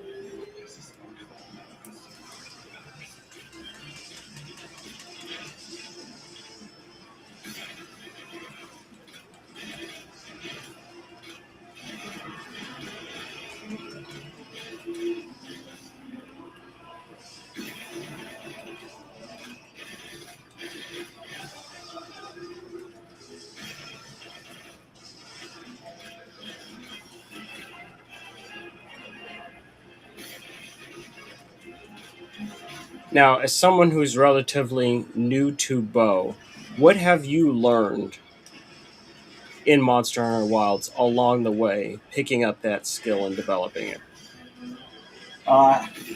One thing I've learned is definitely more about range and space control, and also definitely keeping an eye out for evasion opportunities. Because they're everywhere.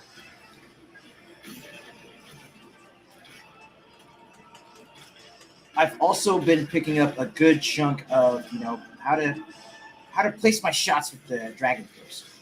Because you'll notice at the start of the fight, when Arkveld was doing that little sideways roll, Yep. I fired a piercer, and he basically dodged along the path of the shot, taking more and more damage ticks as it went. Oh crap! Ooh, the blast caught me, but I did not die somehow.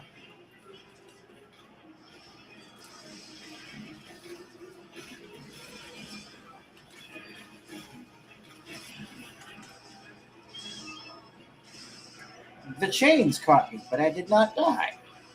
Somehow. Thank you, Hunting Horn. Seriously. Thank you, Toots. I will take every near miss I can get. Now, this may appear to be simple for people, but he really is. He's going for it. He's going for broke. I'm a little surprised that they have us fighting him down here in Wiveria. Honestly, I thought they would have put him up in the plains. Where you normally face off against him. Or at least where we faced off against him most. But I mean, then again, considering the story and everything else, it kind of makes sense that he's down here in Wiveria.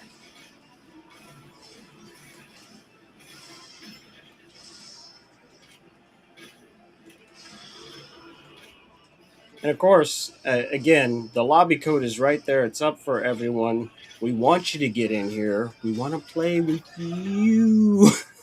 Please, come join us. Now, this is a class field trip.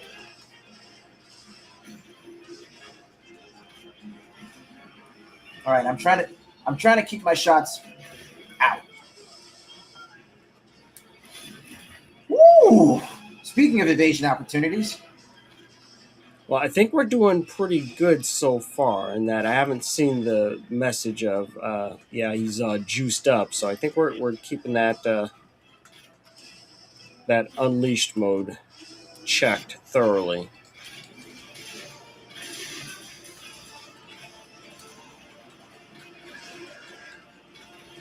I managed to, I think I broke one chain blade in the entire fight. And that fight did take me 30 minutes to do. Like, oh, okay. Ow! He's playing for keeps. Yep.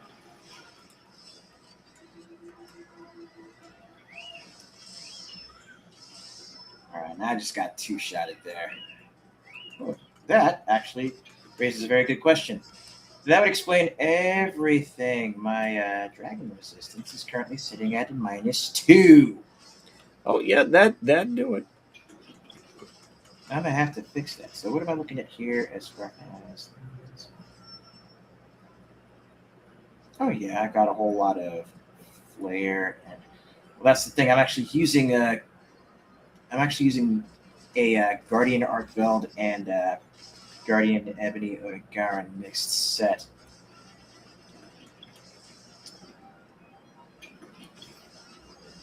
Let's change that. That's -13. No. Do I have... Oh, okay. I'm going to be smart and create another opportunity here. Since I'm just here.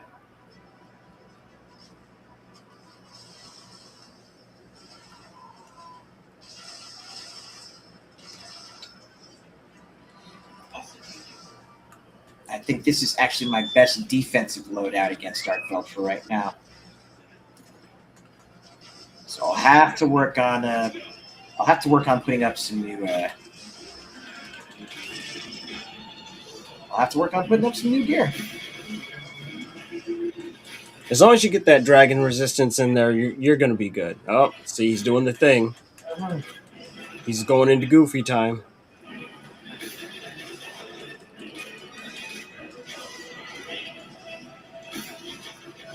Get your face out of that cabinet, young man.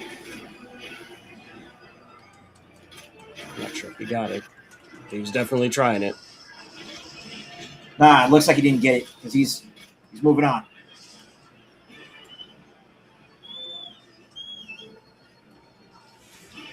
Thank the Lord he didn't get it.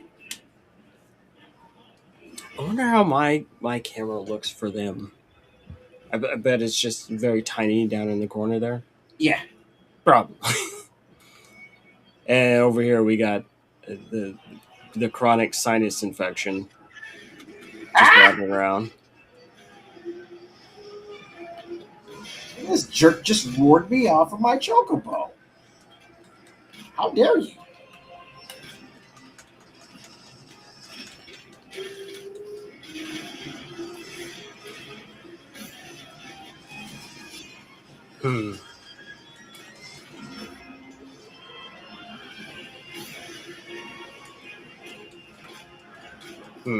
Okay, so since he wants to act stupid. All right, I'll show him what stupid looks like. You haven't met stupid until you've met me. It's like, wait, did you mean that? I know what I said. He's like, did I stutter? Cat! Crap! Told you he's mean. He's a mean boy. He's thick. He's a thick boy. Causes problems on purpose. Deal elemental damage to Arkveld's wings to cancel its Arkveld Unleashed state. The boss is saying that we should probably 50-50 it. The camera, that is.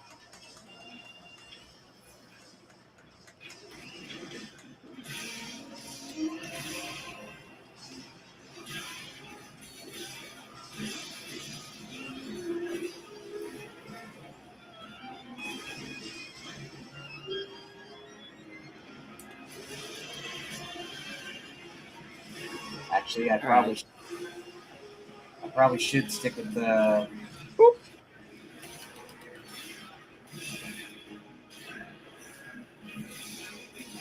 He got me.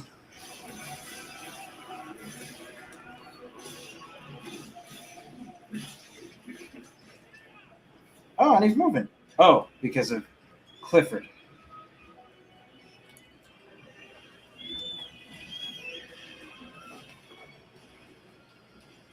And I've come to the realization that the bow is probably going to be my best bet because that'll allow me to stay out of the way. Largely.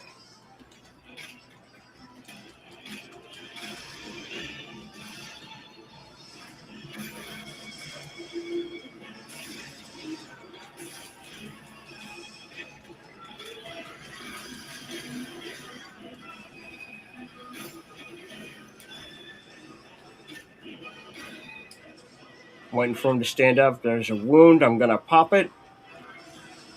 And it's popped.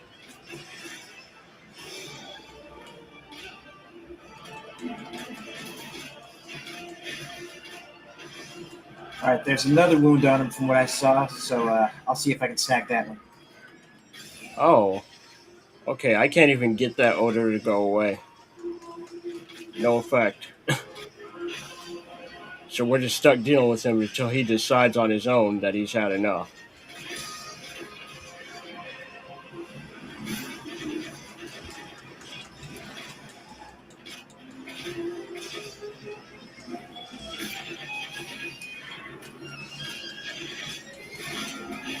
We'll make it decide it's had enough.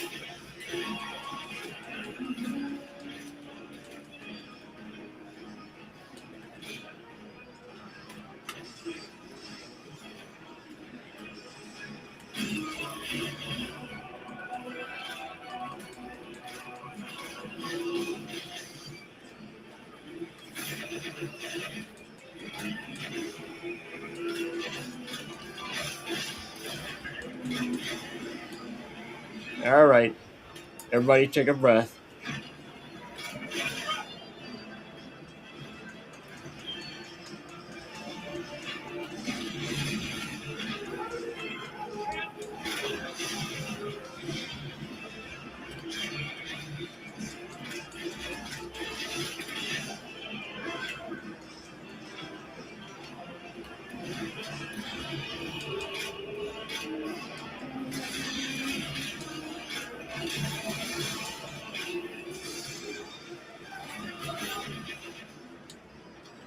Somehow he has dodged that shock trap with amazing agility.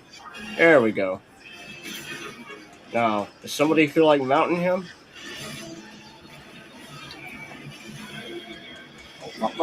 Cool.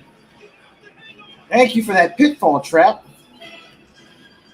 And as for mounts, let me swap back over to the bug stick, see if I can grab one.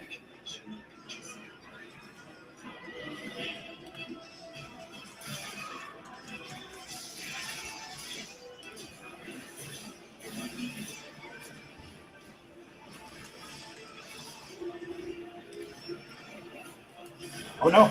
Oh no.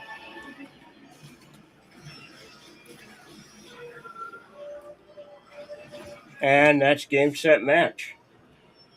Oof.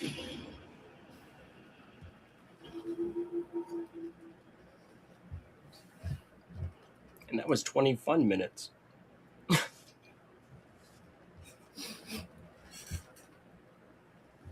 Okay. So now that we know that he's serious. Yeah. Now that we know that he's serious. Like, oh, he means it. Yes. Yes, he does.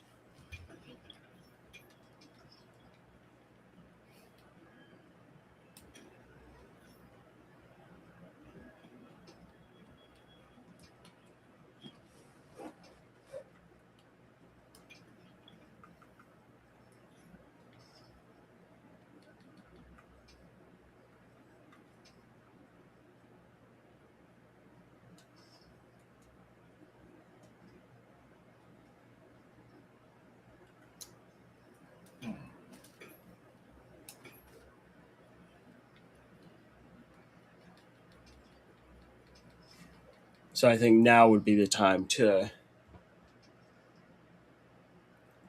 do the camera adjust. Right.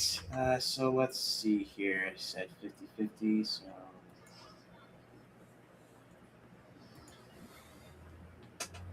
You know what? I think that actually looks really good, oddly.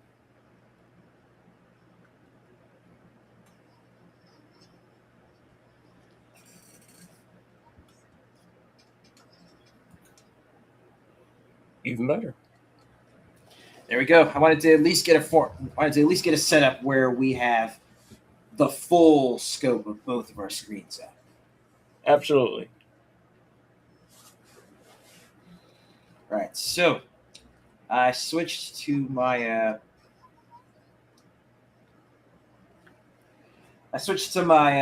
Gogmasios, well, my anti-Gogmasios set.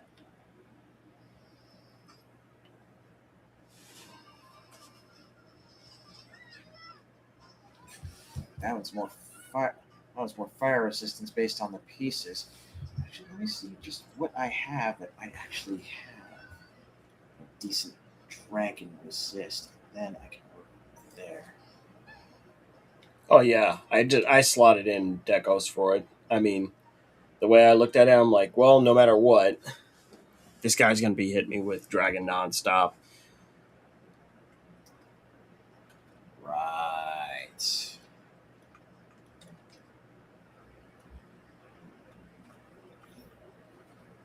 Okay, so this set in particular.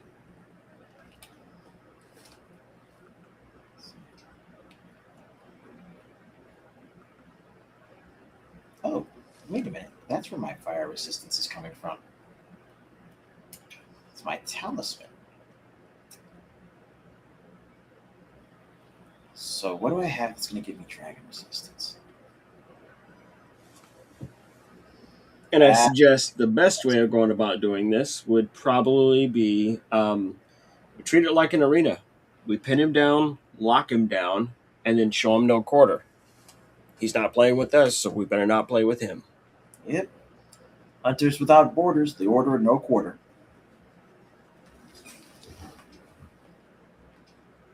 All right. Ooh, there we go. Dragon resistance plus defense boost and critical eye.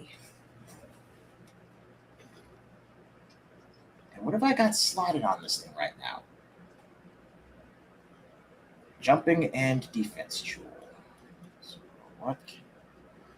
The question now is, what can I swap out?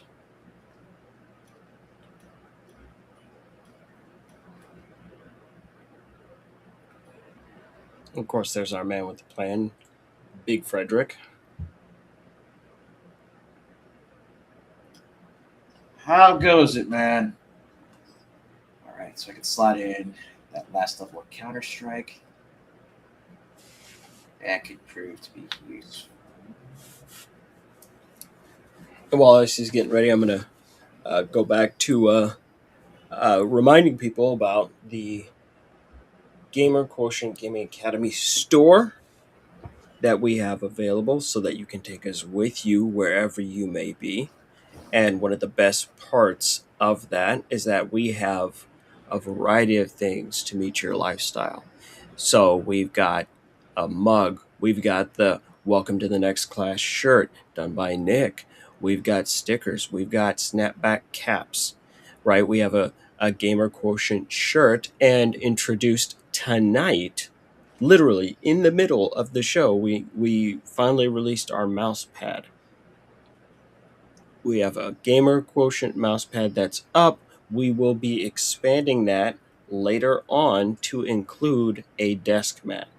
And we're going to go over that, and it's going to be extraordinarily high quality, just like everything else that is up on this store. If you are unsure about that, as someone that runs their own independent store, utilizing the similar platform, I can tell you that the goods that come out of here are extraordinarily high quality, better than anything you're going to find at Hot Topic or Spencer's.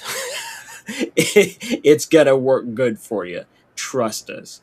I have some of this stuff in my own home, so I'm not going to tell you to go buy something that I'm not using myself. In fact, I just today, literally 2 hours before the show went live, I got my Bloodborne shirt in that says Nightmare Slain on it. And again, it's peak. It's top tier stuff. So you know where to go get yours. Get yours here. We're going to add more stuff. It's going to be great.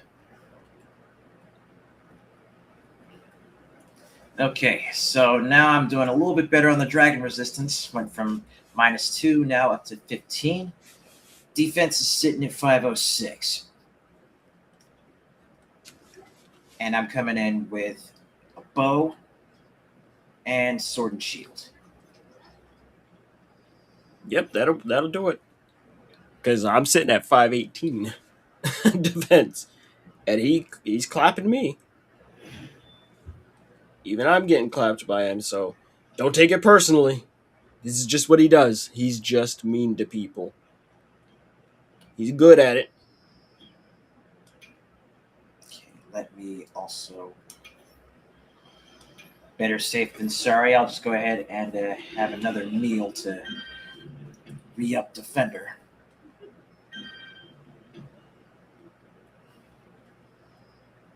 And to imagine, folks at home, because I want to make sure we get Arkveld put down live on the show, but we still have like 4 other monsters to go.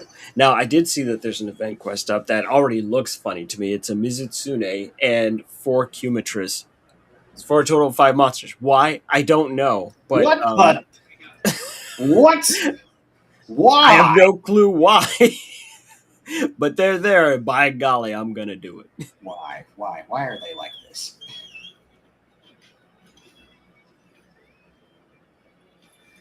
You know, one of the things that's really important is that everyone just saw us lose. And this is a thing that I talk about very often in Monster Hunter. You need to be prepared to lose a fight because you're walking into a fight that you've not encountered, and you need to be able to lose well. I tell people to play well, but also losing well is an incredibly important skill to learn. You need to be able to sit down and look at what happened, analyze why it happened, and then come back with twice as much power as you did before, right? Knowing that, oh, this is a vulnerability for me. To see those weaknesses in your own strategy. Bingo. This is part of it. GQ said it best. Every loss is data.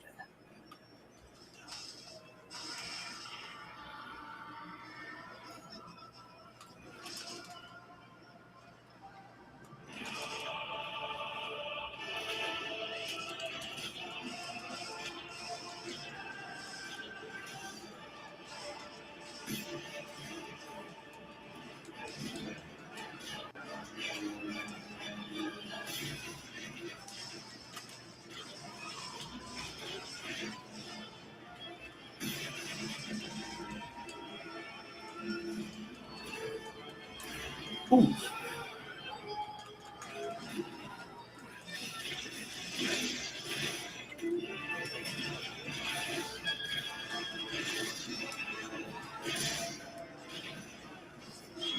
Man, this boy does some wild swings.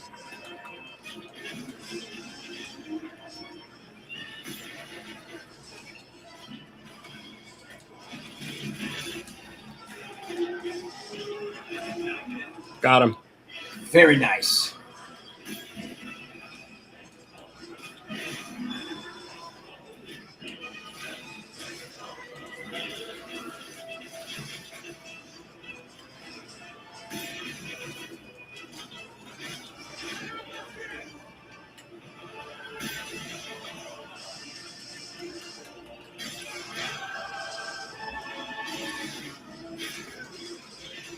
Should have a nice wound on his back that you can pop, Ace. Actually, already took care of that one. Oh, good. Yeah, one other little tactic that I've picked up while working with the bow, especially hunting solo, is that I guess it's more of an exploit. But if I've got multiple wounds on a monster and I hit it with the arc shot and get enough flares on it, I target the 4 flares in addition to the weak spots, and the damage ramps up exponentially. Like I can pop multiple weak spots at it, multiple wounds at a time. Excuse me.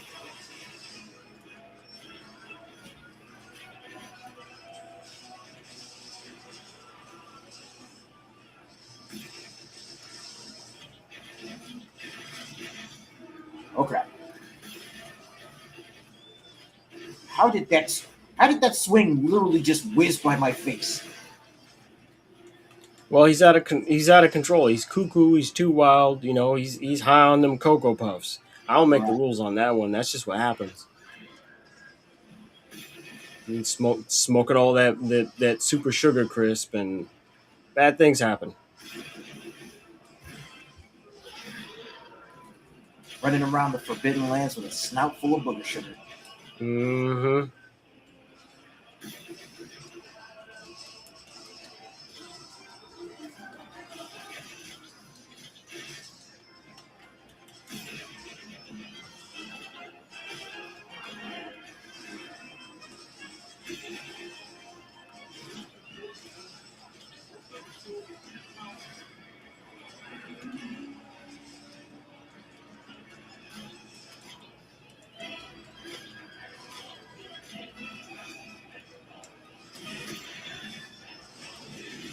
Oh!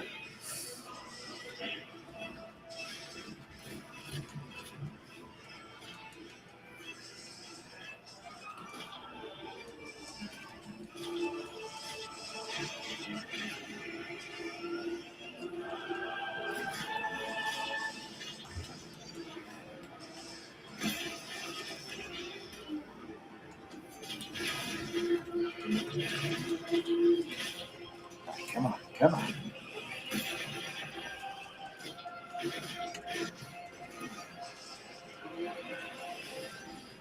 What's funny is I think this is the first time we've successfully pulled off a multi-screen stream. It only took 8 years, but by golly, it's happening. Another first, but once again, this right here is everything that we've been wanting to do with the previous show. Oh, now somebody help that Rathalos. That's So you're just gonna slap him like that and then run off? that's not fair. That was rude. That was incredibly rude, and now I think it's chasing me.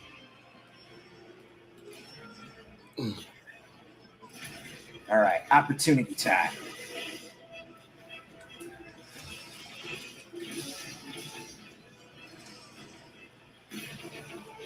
Oh crap! Rathalos! Oh no! Oh, he's still here. Okay. Ugh. He clearly didn't learn from the first time, so I guess we're just gonna find out.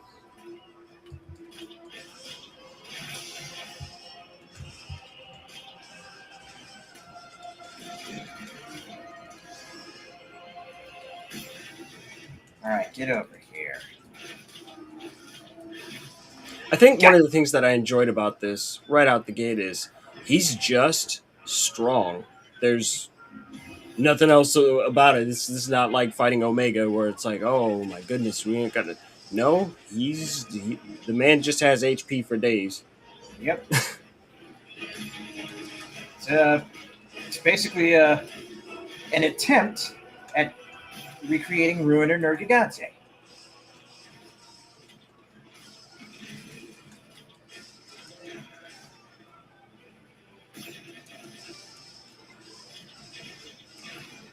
Sight loss effective. Huh. Yep. Ooh.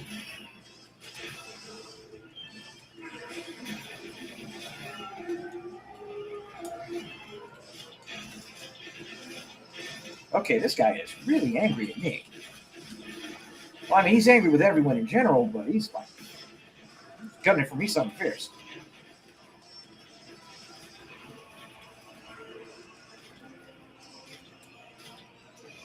All right, I'm going to go ahead and create some more opportunity. Sounds good.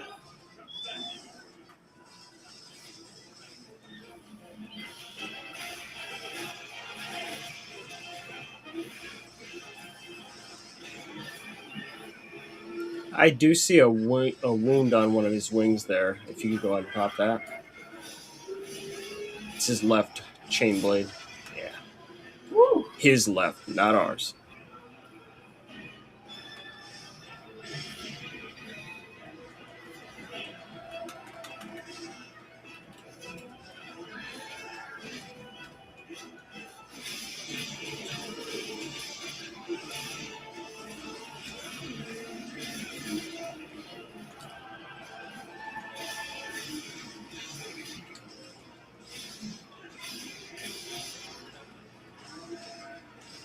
Oog. Brother needs help. Got it.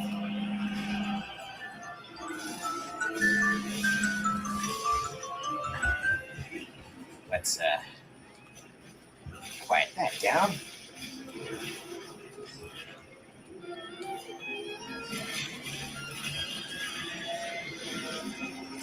Oh.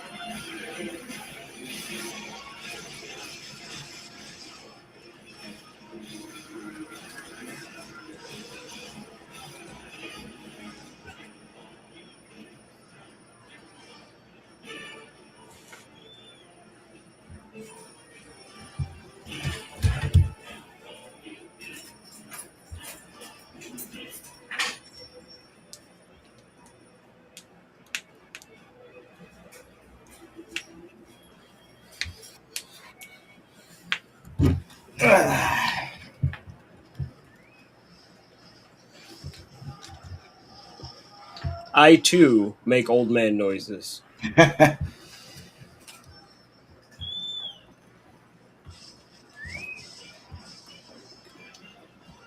Oh dear.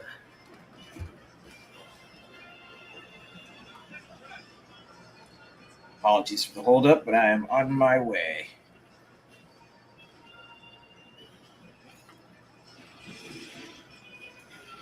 At least this time I'm not getting gored off. Oh, God. Come on, big man. Go ahead, jump in the hole. I dare you. I double dare you. Oh, let me get over there. Oh. Jump in the hole. It's right there. There you go.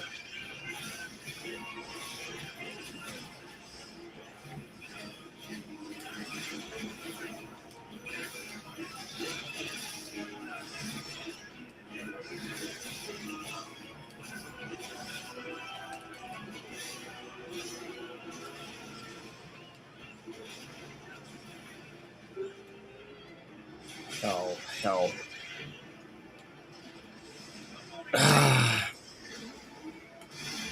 Caught me with the back hit. He was already putting a lot of pressure on me, so.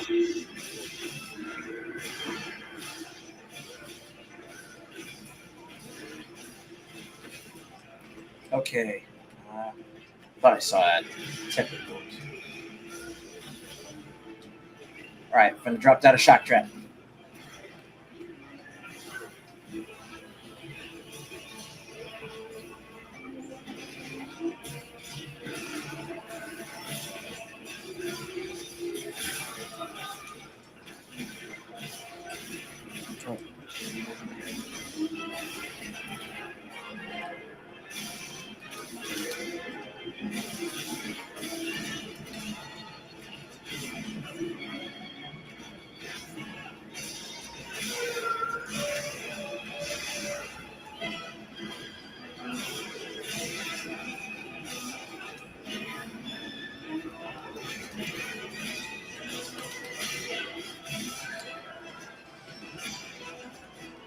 Lay down and stay down.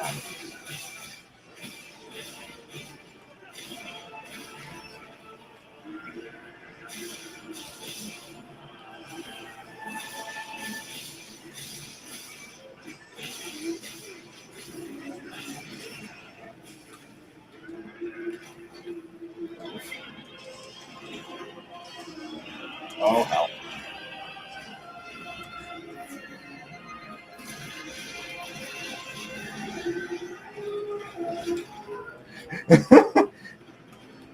Yeah, he don't like me much. He's not a fan. Yeah. Oh, I know I was regretting some life choices there for a couple seconds. Come here. Come over here. Dang it. Gotta carry those lure pods.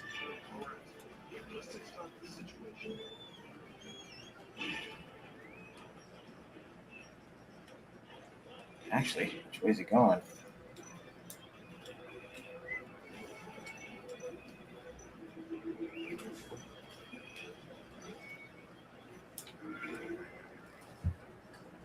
Let me pop back to see if I've got any lure pods.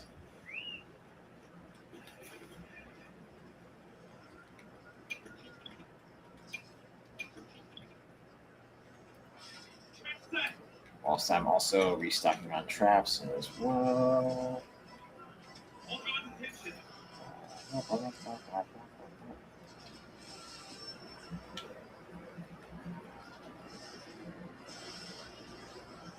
Brother, do you have lure pods? I do not.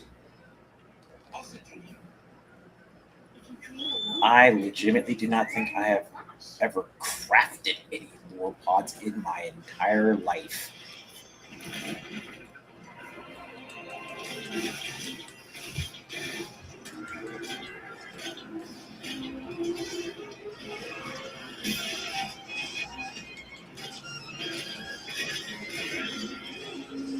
Oh shit!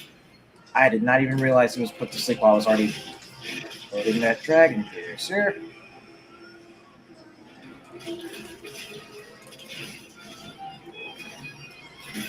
Got him. Nice.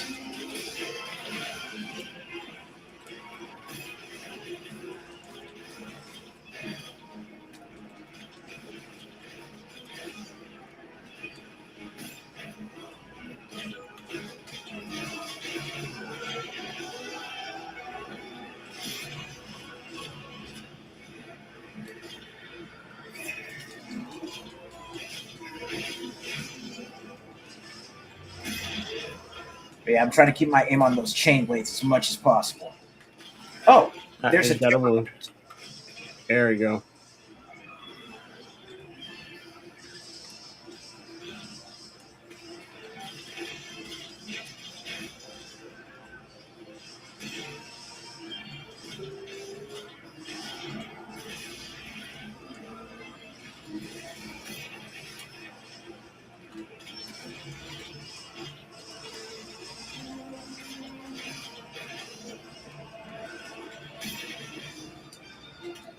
Get that shag carpet out of here. He should. Ooh. There we go.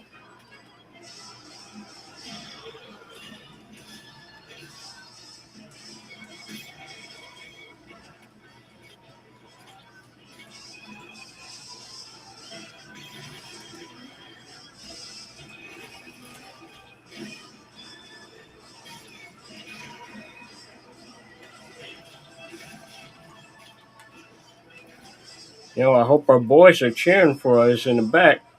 Yeah. Wow, we got this. We can do this.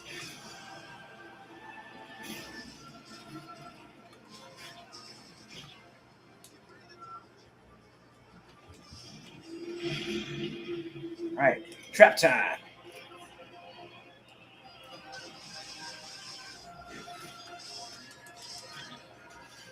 Pitfall on me.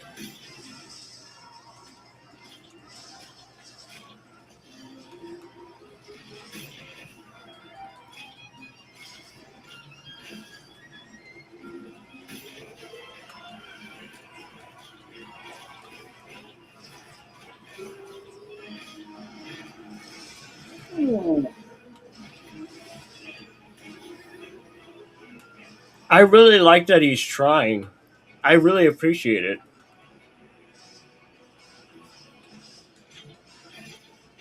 He's giving it the old college effort.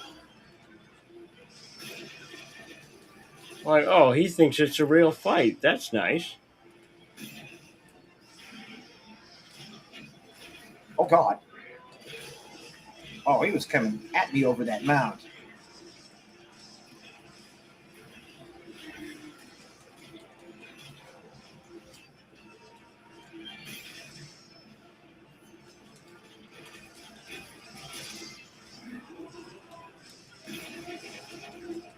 Now, there's a soft spot on his left chain blade that needs exploiting. So, do you can run a few Dragon Piercers through that? Can do. So long as I don't get stomped. Well then, if I'm going to be doing that...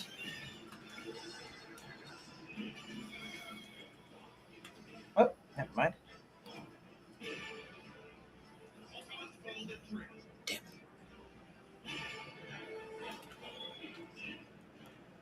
I had a shot and I missed it. That's all right. All right, so I still have my shock trap on me. I can go ahead and lay that down once we hit the next spot. Yep.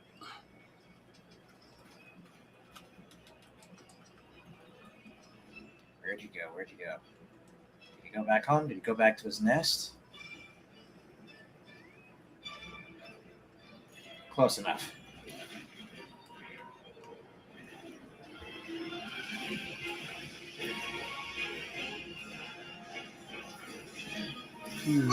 Ooh! Oh, he's being mean. Yeah, he does that.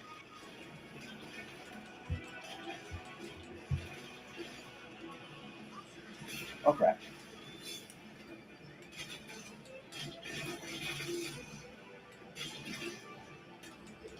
Give everyone a chance to breathe real quick.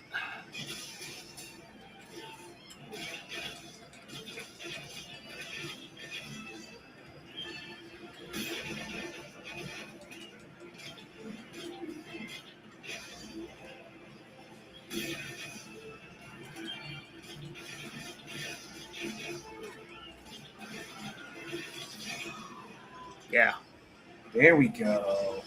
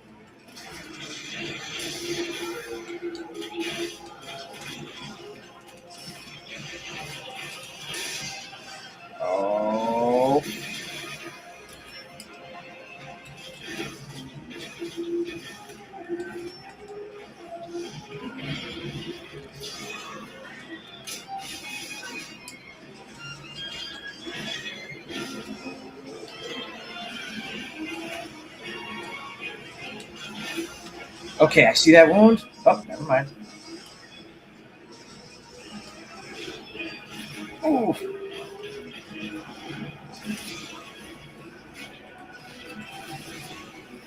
Okay, that runner got me. Damn! It's all right. We're doing better than we were doing before, which is the thing that really matters. Yep.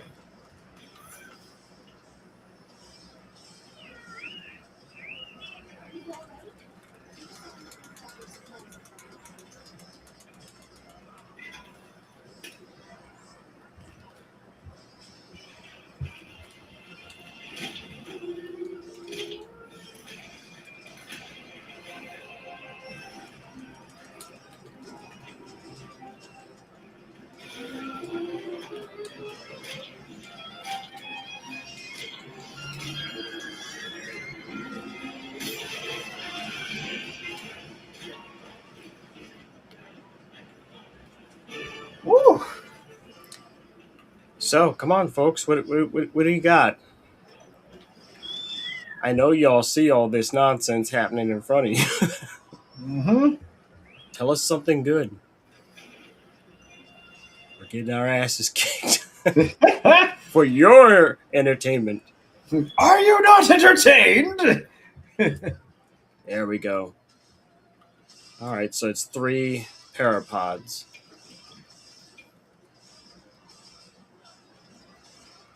Almost makes me wish I came in with that paralysis charge blade I put together. Oh, was that a head? Is that a head break I see?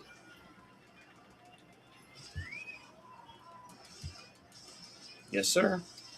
Ah, rocking the lance. That's why. I want to win. Fair enough.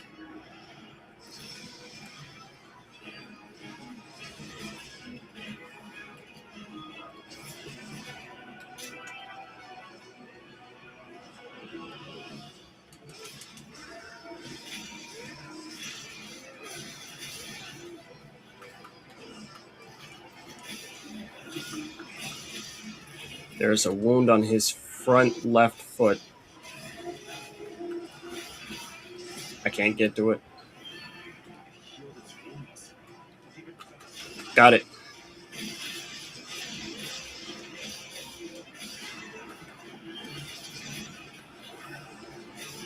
I think there's another wound, but I'm not sure.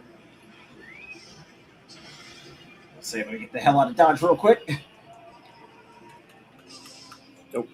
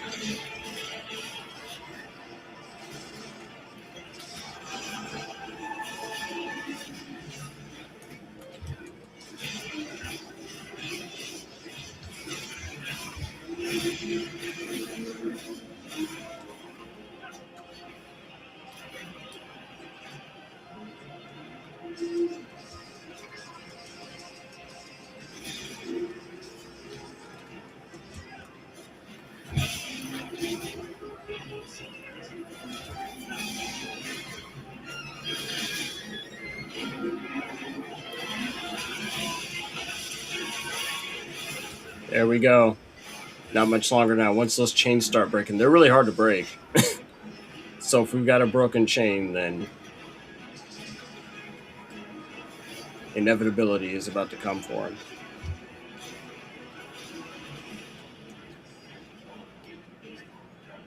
I seems to be making another run for it, so.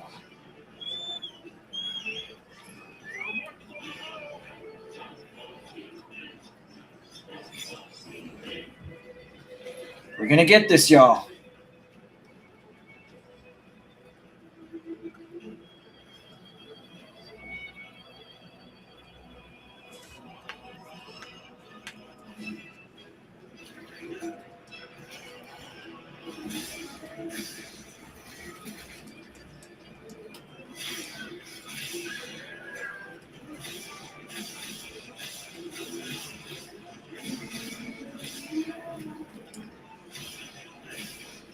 Get this damage back up for the grand finale.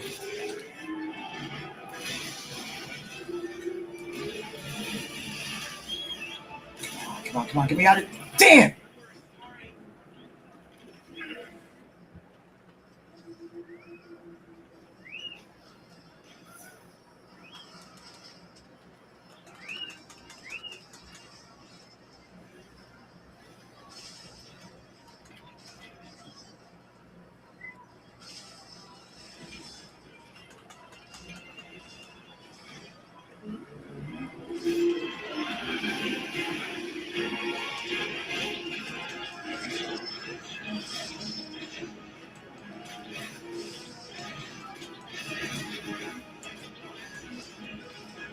Is exhausted?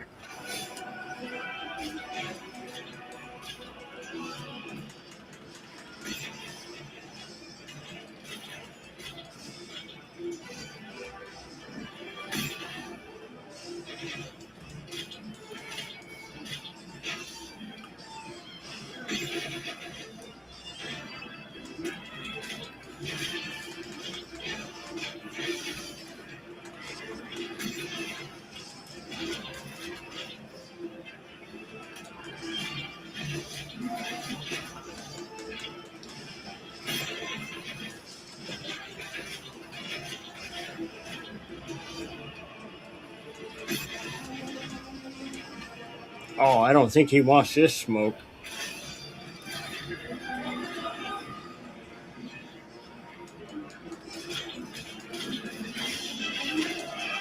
Uh-huh. See, that's what you get.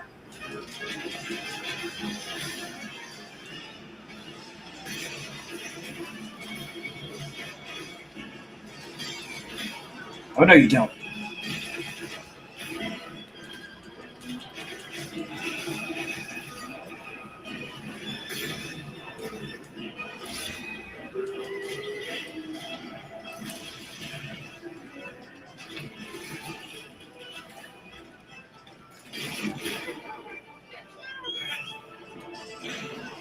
I caught it with a pop before it could take me out.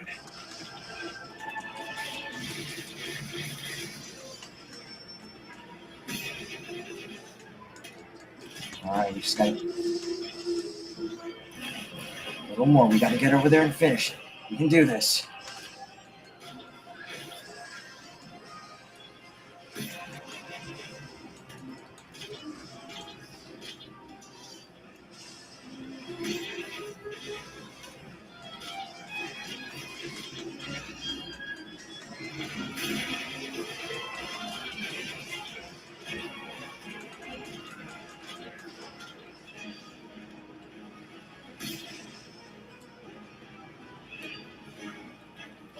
Okay, I need to pop back to camp real quick and grab some more traps. Yep.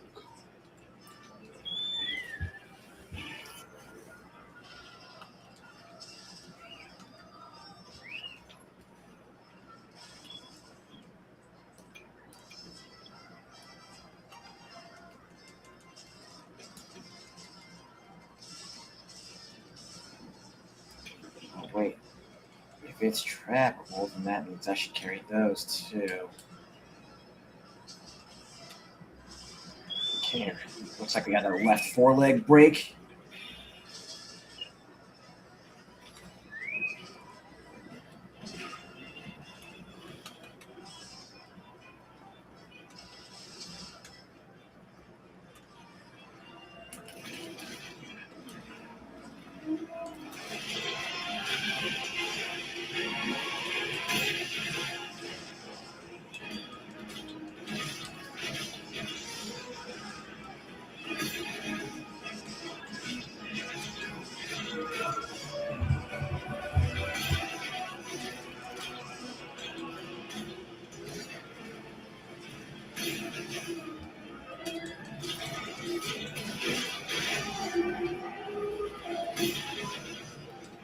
Don't worry, we got it. Fight's over, boys. Trap it.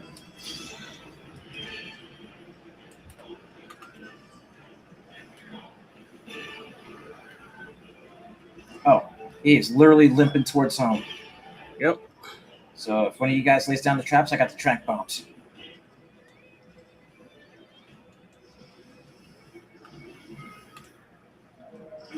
And done.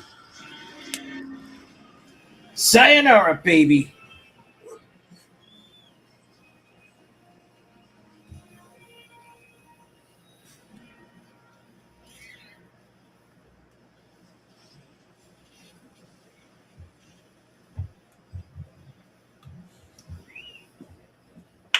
Persistence. Right, that's how we eat. That's a meal. Every loss is data. He's tough, though. You see that? 32 minutes. Which is just a standard Monster Hunter fun. Right. If you're playing any Monster Hunter that's not Wilds, that's about as long as a fight takes. Okay, Gold Dange Charm. Ooh, I got a critical charm with elemental absorption and maxed out crit draw. Rapid fire up and free meal. Offensive guard and convert elements. Guard up plus blight resistance. Opening shot and windproof maxed out.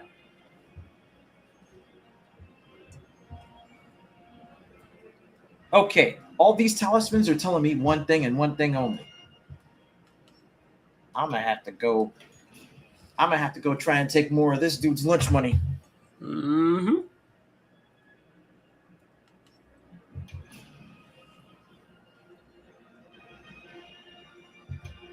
It'd be great if they had pierce functionality, but I digress.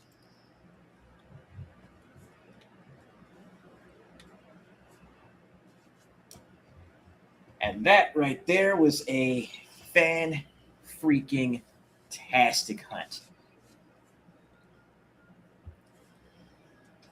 Next time we go out for another study hall field trip, I definitely want to make sure more folks come along with us. Mm-hmm. Indeed. But yeah, with that first Arch-Tempered Arkveld kill out of the way, well, let's go ahead and bring this to a close the way that the old Headmaster would normally do it. Yes, sir. Now let's have ourselves just a little bit of a chit-chat as we face off against our final boss. Which is ironic because we just got done facing the final boss, so no, this all works. Yep. Very topical. Pay attention. Isn't it, though? So, listen up, folks. For tonight's final boss has taught us one very important lesson, and it's really as simple as this.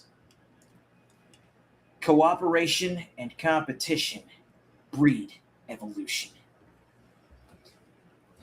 Now, it doesn't matter if you're facing off against some of your best mates in a few rounds of Street Fighter. You could be sitting down with your brother to try and, tackle a run through Double Dragon or Streets of Rage, or just having a fun time goofing off with your family in Mario Kart. But the fact of the matter is that when it comes to actually growing as a person, when it comes to, life in general, as I mentioned back at the start, life is a multiplayer experience. You don't run through it solo. It doesn't matter if it's asynchronous, couch co-op, or, online with your friends like Oliver and I just did with Arch-Tempered Arkveld. You may come into this life on your own. You may leave this life on your own. But in between that start point and end point, you won't be alone, even if you're by yourself. Cooperation is one of the more positive ways to to lead yourself to growth. It can come from something as simple as, being a team player. You join an organization, doesn't matter what it is, and so long as you synergize your skills with others to cover up for whatever shortcomings they may have, everyone succeeds, everyone grows. And even if you don't succeed, you still learn. And that learning, that knowledge, leads to the next attempt, which leads to the next stage of your growth, of your evolution. On the flip side, and as the dean of students, I'd like to add something to that. Everything that we are discussing about that cooperating and working together it applies to everything. It's not just games that we're talking about. We're talking about every facet of your life, every aspect of your life. And it doesn't matter what you're doing. Working with others is the path to success. Even if you're even if you're a parent, right? And you have another parent, you're working together to try and raise this person into not a lunatic. Right? When you're at your highs, right? And everything is going great and good. It's the people that came with you that they help you get there. And when you're at your lows, like if someone passes away, and the family needs to come together to make that work, that's still cooperation. It's a part of every level of the human experience. In fact, tonight's episode is about that very thing in question.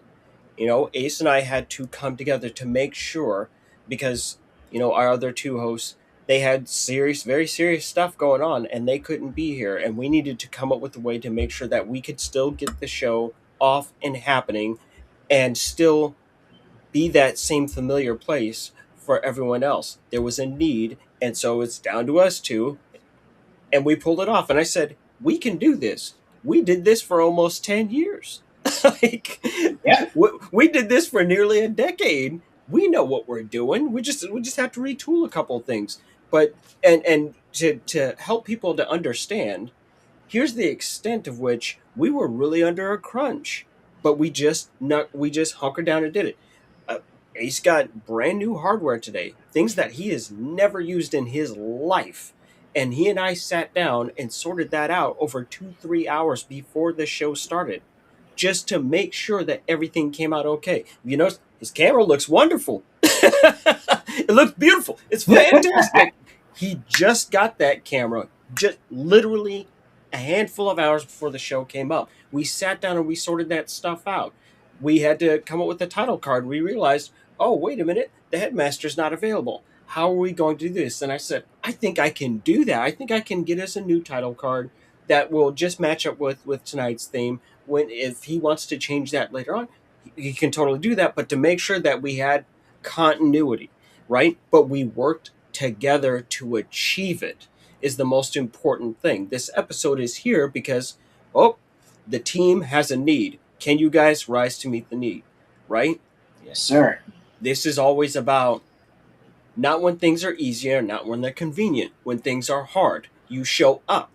The people who show up, those are your people, right? When the shit has hit the fan, and the people that turn out to go, okay, shit's hit the fan, what are we doing, right? What are we trying to achieve? What are we trying to accomplish? Those are your people, right? And that is the spirit of cooperation. That's how a hunt goes well, right? Instead of beating each other up and saying who did what wrong, instead of going, well, how can we do better and make this come together in an even better way? So it was great for us to lose that first attempt.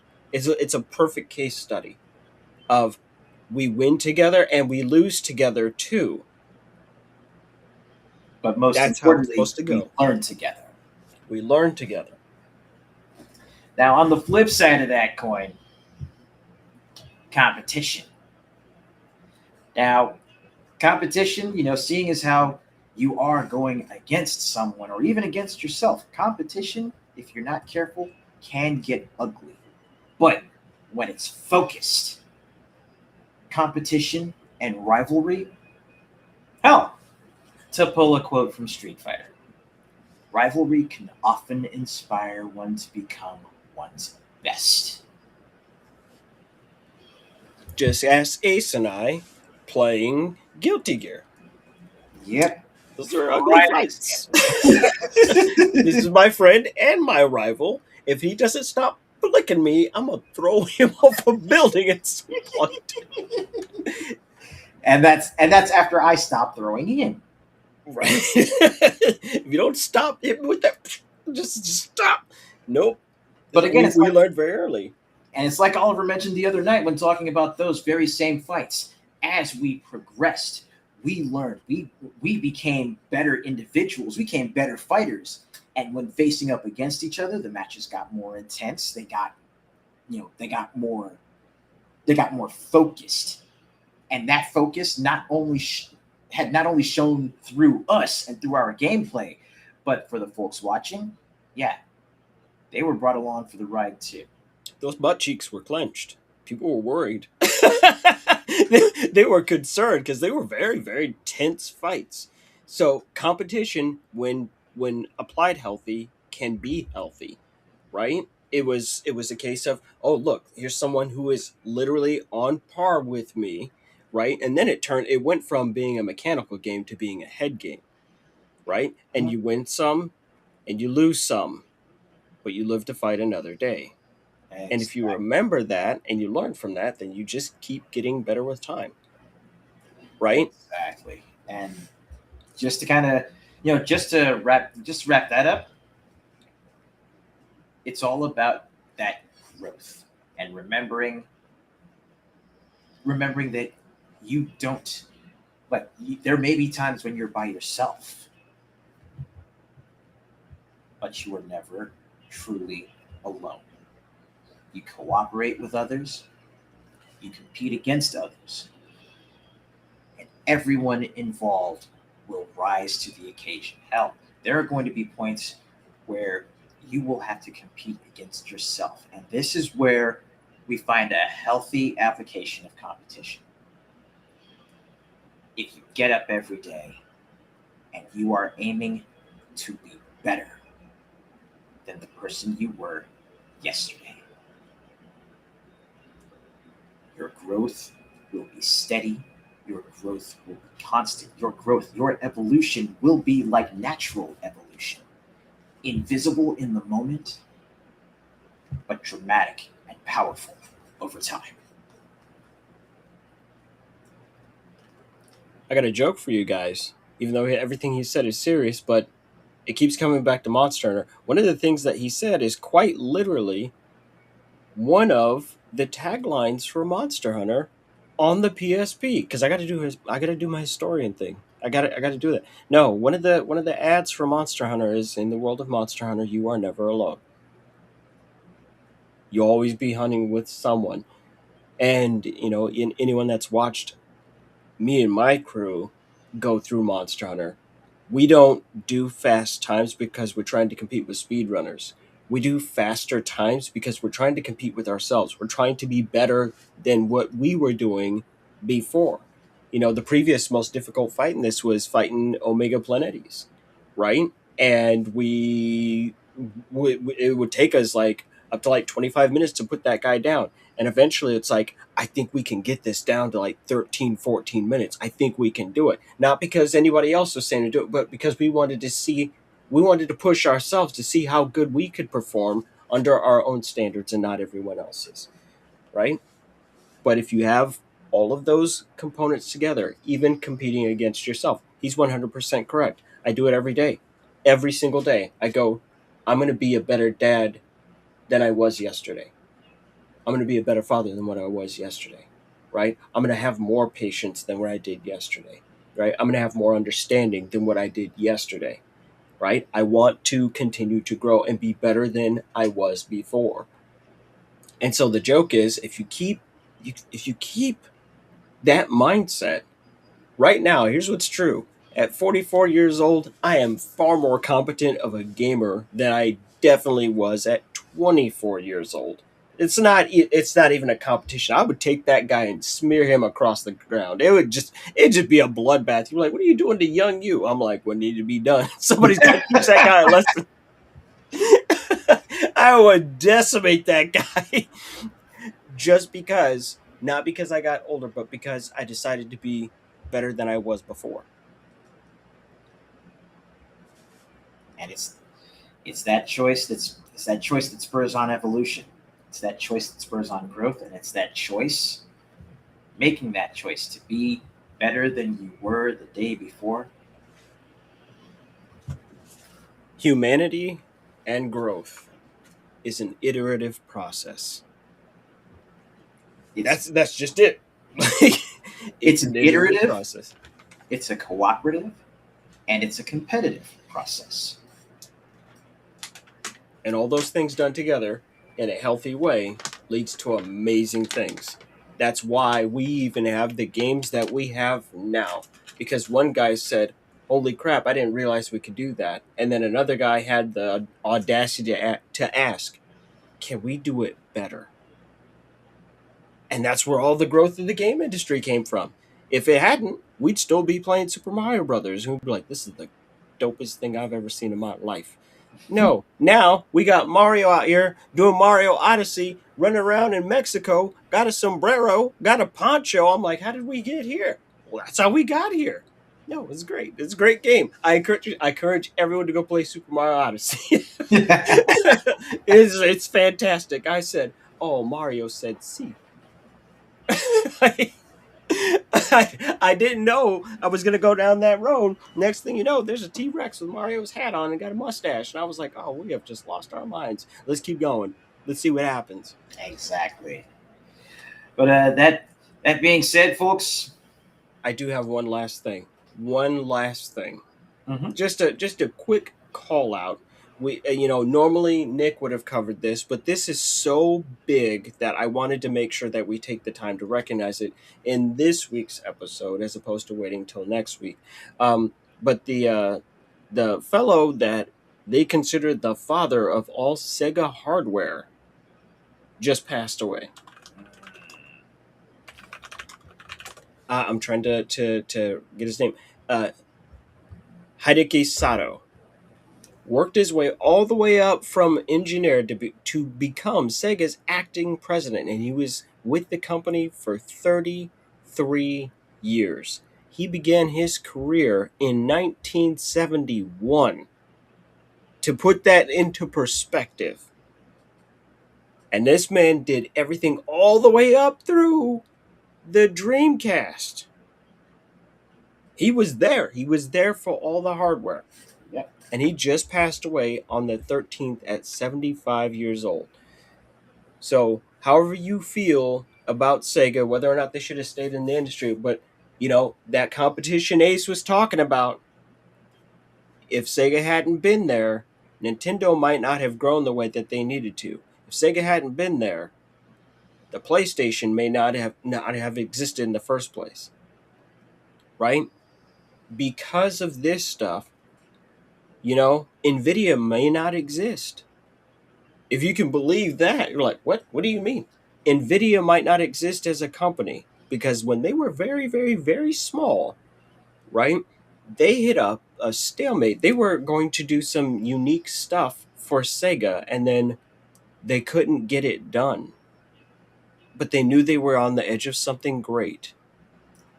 And Jensen Huang went to Sega and said, I can't fulfill that contract, but I really, really need this money. We need you to invest in us. And the only reason NVIDIA got this money to become who they are now is because president of Sega, I'm not sure if it was Hideki Sato or not. I'm not sure if it was him, but the president of Sega said, you know what? I like you, young man. You were honest with me. It's the only reason they got the money. You were honest about your shortcomings. So, you know what? Even if there's barely any chance of return on our investment, I want to go ahead and do this for you and see what happens. That's how big of a deal all this stuff is, right? That competition got us here. So thank you, Hideki Sato, for getting that hardware going, having those big dreams. Again, literally, big dream, Dreamcast. You got your console with a modem built in. You're doing crazy stuff. Mhm. Right? Without him, there's no Shenmue.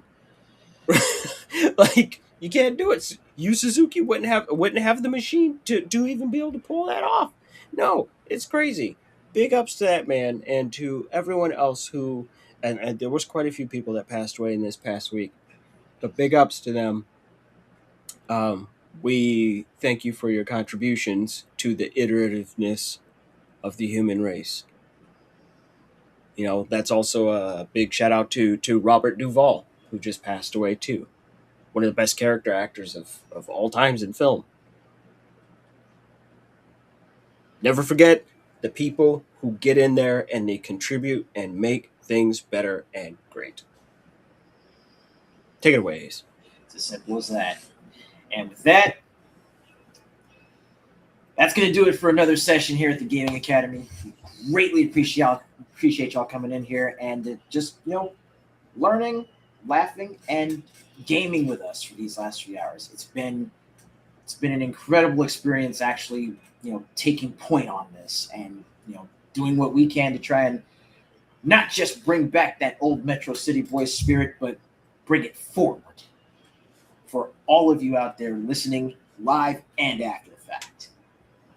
So, until next time, until next session, stick with us. Keep growing, keep learning with us. We've trained. We've leveled up. And we are not alone in facing our own final boss. Until next session, for our acting dean of students. And I just like getting people in trouble in the halls. I like it. I just wander around the halls, like, get back to class. I just like that idea.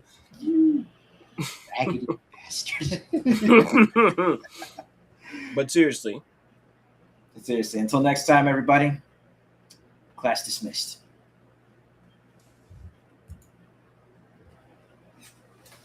Come on.